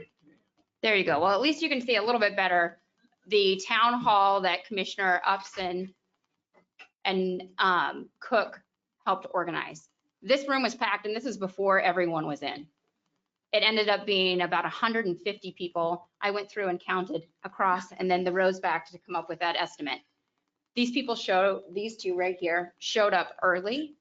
They stayed all the way to the end. And let me tell you, this was a long meeting. And their role is to do IT work. Their role is not typically to provide constituent services. And they went above and beyond so that everyone in that room could hear. Everyone who couldn't make the meeting was able to view it by logging into a webinar link. They went up, and then they were constantly adjusting the microphones because they set it up on the fly. And so for that, you 2 are here, and boss is in the back of the room, Mr. Russ. So I want to give you this award for outstanding constituent services. So Mr. Tyler, this is for you. And Mr. Spencer, this is for you. You 2 are receiving our first award for constituent services. Thank you. And if I can add to that, they were phenomenal. The Gremlins were working overtime on the microphones, and they were very patient. You can't spell "get it done" without IT. That's great. You'll get a picture. Yep. So we'll start with you individually, and then Mr. Jason, if you want to come to that. Right here or right here? Anywhere you want. Right here. Yeah, we usually use this as the background. Congratulations. Yes, congratulations. Thank you. Why don't you guys get right here? We'll do one at a time. One at a time. Hey, Russell. Where's Russ? Okay. Right here, everyone.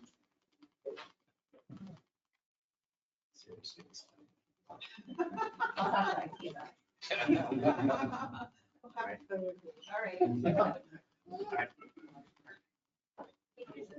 We can, yeah, we'll add Commissioner Cook here.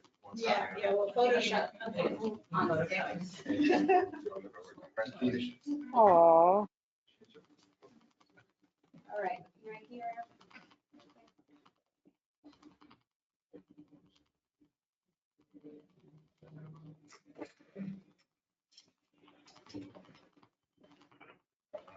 One more, we have our farmland protection. Yes. We're changing people here. One more. Well, congratulations. One more. Yes. See you. All right, congratulations. Thank you.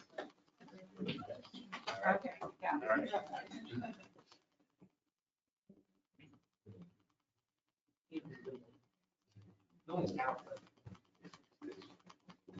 All right.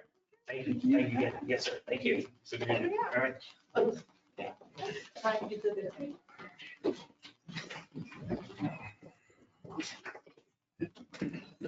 Well, all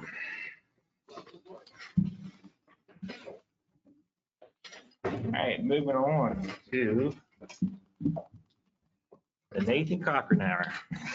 We're just gonna skip over that. I'm sorry. And how about, I'm joking, Nathan stepped out for a second. Do you want to take up anything in old business first?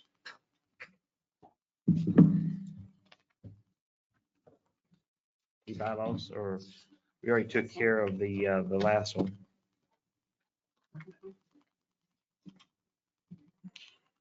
Oh, okay.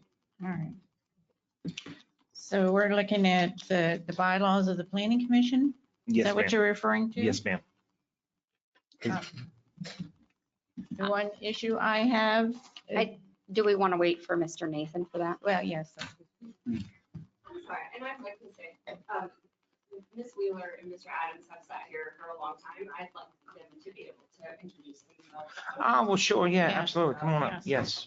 Yes, we took pictures, but we didn't hear from you yet. Absolutely. And our meeting is exceptionally long today. We apologize for that. You have great patience. So absolutely, the floor is yours. Thank you, Commissioner. Is this on? Yes, ma'am. we Okay. have to be very close to Yes, it. well, we're practicing one of our primary skills, which is patience. This is a job that requires quite a bit of patience and being able to pivot and be able to talk to a lot of different people, as from the feds on down to the landowners who are our main concern. So it's a job that requires a lot of skills. And I'm really, really pleased to have Jason take my place. I'm going to spend some time doing a brain transfer because there's a lot of detail to convey. But I'm very pleased that he's decided to take on the mantle of farmland protection here in the county. And I'll let him tell you why he wants to. Well, I'm excited and energetic, ready to start.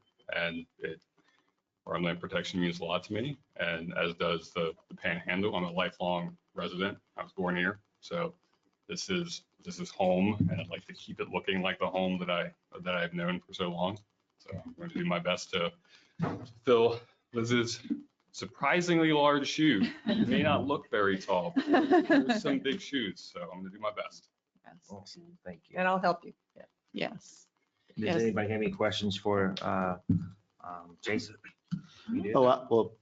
Sir, before you have a question for Jason, I just wanted to at least acknowledge Ms. Wheeler for her service. I'm not sure how many years you've been doing it, but Since 2011. okay.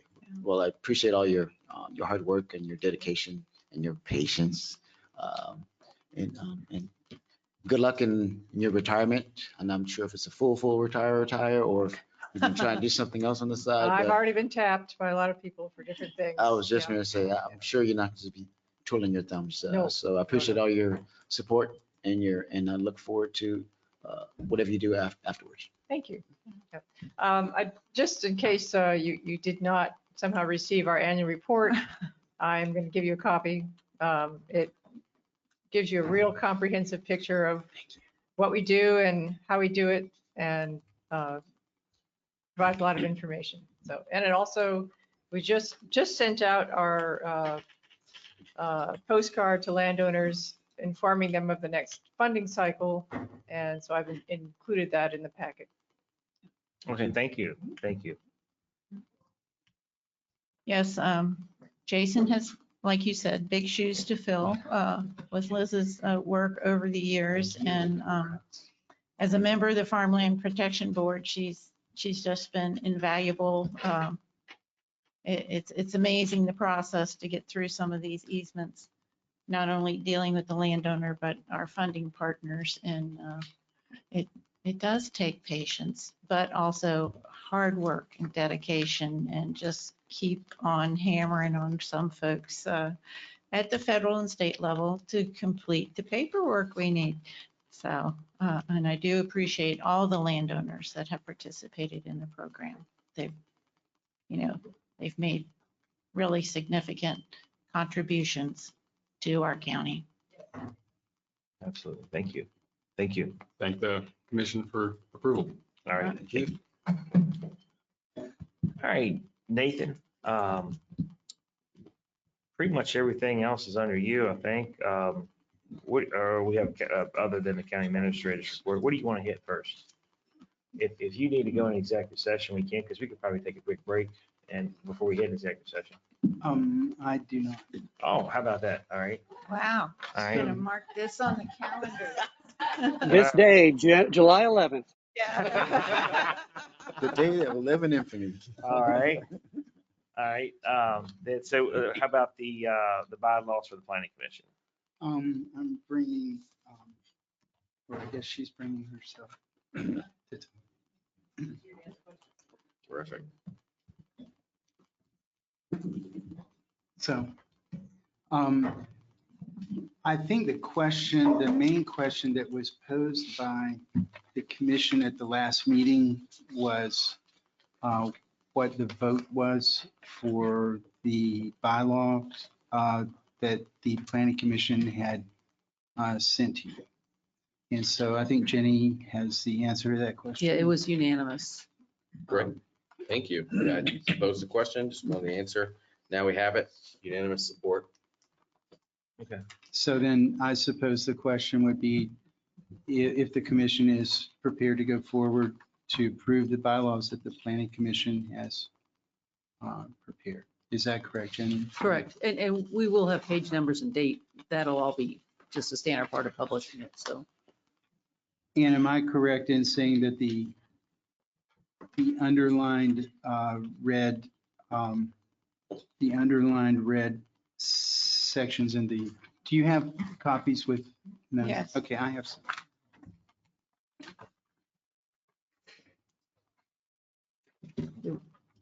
I can't find it in my. It would have been in the previous. I work Yeah. off the computer. If it's I don't underlined see in it. red, it's new. What was highlighted in yellow were changes made by the county commission. And if it's crossed out in red, that's something that was being removed.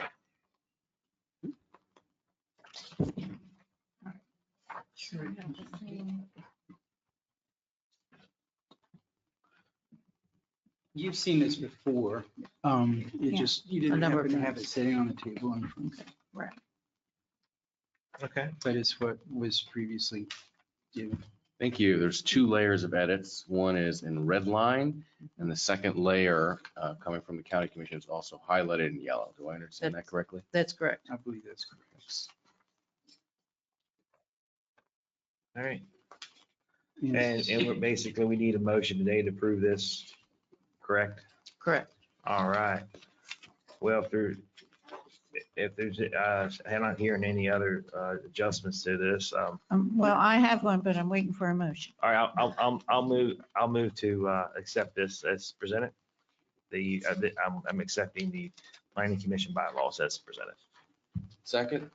All right, now open for discussion. Yes, I still would like to see committee meetings allowing public comment. I know planning commission are citizen volunteers. They're not being paid like we are. I certainly understand their time is valuable, but also the public is valuable. And What page is that on? it's at The top of the second page. Okay. yeah, it's before Article 3. It's the paragraph above that. It says not planning commission meetings, but it says the committee meetings are open to the public. However, there will be no public comment. And I think at times, it is, well, at all time, it is good to have and beneficial to have public comment. Okay. It I takes will- patience. Mhm. I understand that. You get a little negativity, but also people can find things that, I would have missed, or they've brought a different viewpoint that I find valuable. All right, I'll redo my motion, amend my motion to accept this pending or removing. However, there will be no public comment, just removing that out of the sentence or the paragraph. Just with that minor adjustment. I appreciate that. I don't know who seconded that. I did. I'm just reading through it to make sure there's not a second reference to no public comment. Okay. I don't see one. There isn't, that's the only place. Oh, thank you.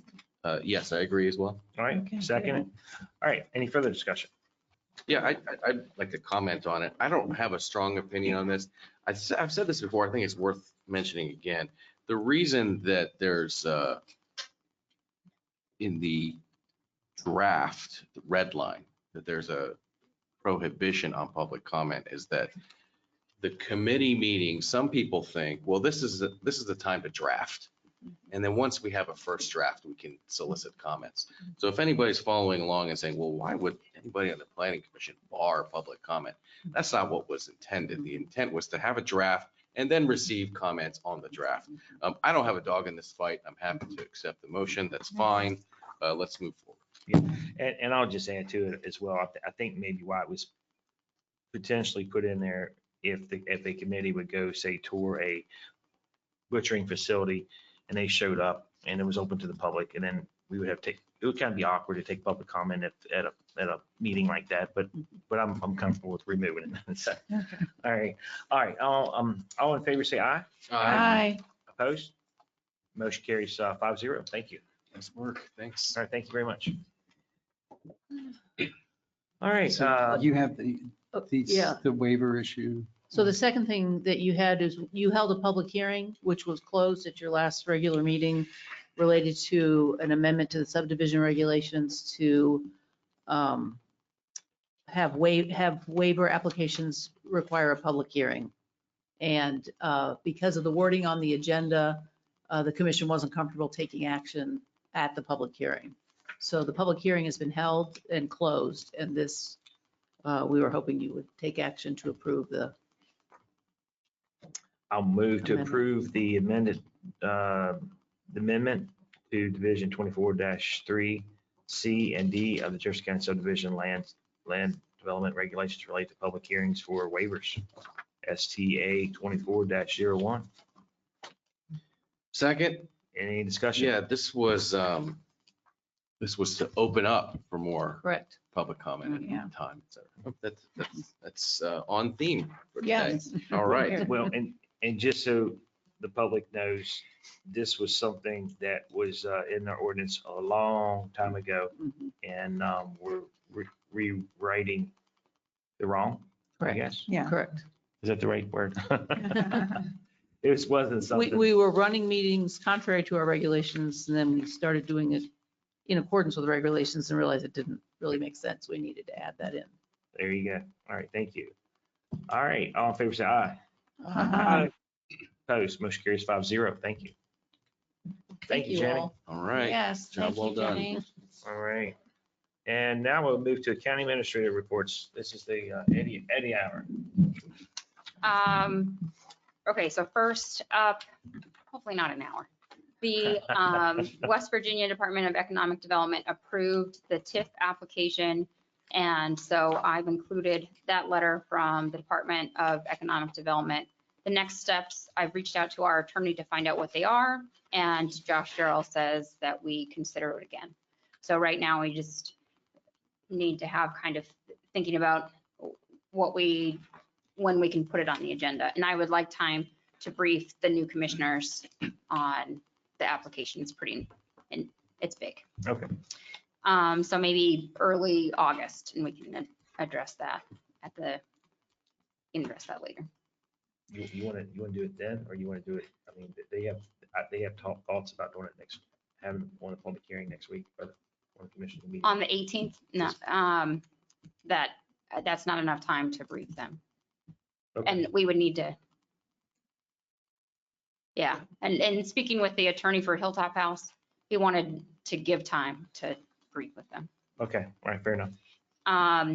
Let's see here, then letter of support, so Region 9 and. Before you move on to the next Sure. one, if you don't mind, just while it's still timely, could you ask the assessor to answer the question how this would impact citizens' tax burden? There's a lot of discussion that the TIF, if it were enacted at our next, when we bring it up, that Joe taxpayer will have their taxes increased. And I think there might be some misunderstandings there. So if you could have, or if you could request our county assessor to speak to that question. Sure, I'll ask her, I'll get a letter so we can include it with a packet, because sometimes people can't make it to our meetings to be able to hear her live. And it will not be available for the next meeting, just because for everyone to know, the agenda packet for that closed an hour and 32 minutes ago for the next meeting. So we, again, would be looking at early August. Okay, yeah, that's fine. And so the next is with Parks and Rec. Parks and Rec is working on a project for San Michael Recreation Trail improvements, and applied with Region 9 for a grant. Because it's an internal department, I wrote the letter of recommendation and sent it along. It requires nothing of the commission other than we're not opposed to the project, doesn't require a match or anything. And so I included that in the packet just for your reference. Then the last is it's time to renew our engagement letter with Cox Holiday, which is the CPA firm that we use. And so there are two engagement letters included in the packet. One is to prepare the financial statements for fiscal year 24, and the second is to assist the budget director. My suggestion is that you approve the engagement letters. I'll move to approve the engagement letters. Second. Yeah, second. And this is with Cox Holiday and Young. Yes. Any discussion? Hearing none, all in favor say aye. Aye. Opposed? Motion carries 5-0. That's the last item on my agenda. All right.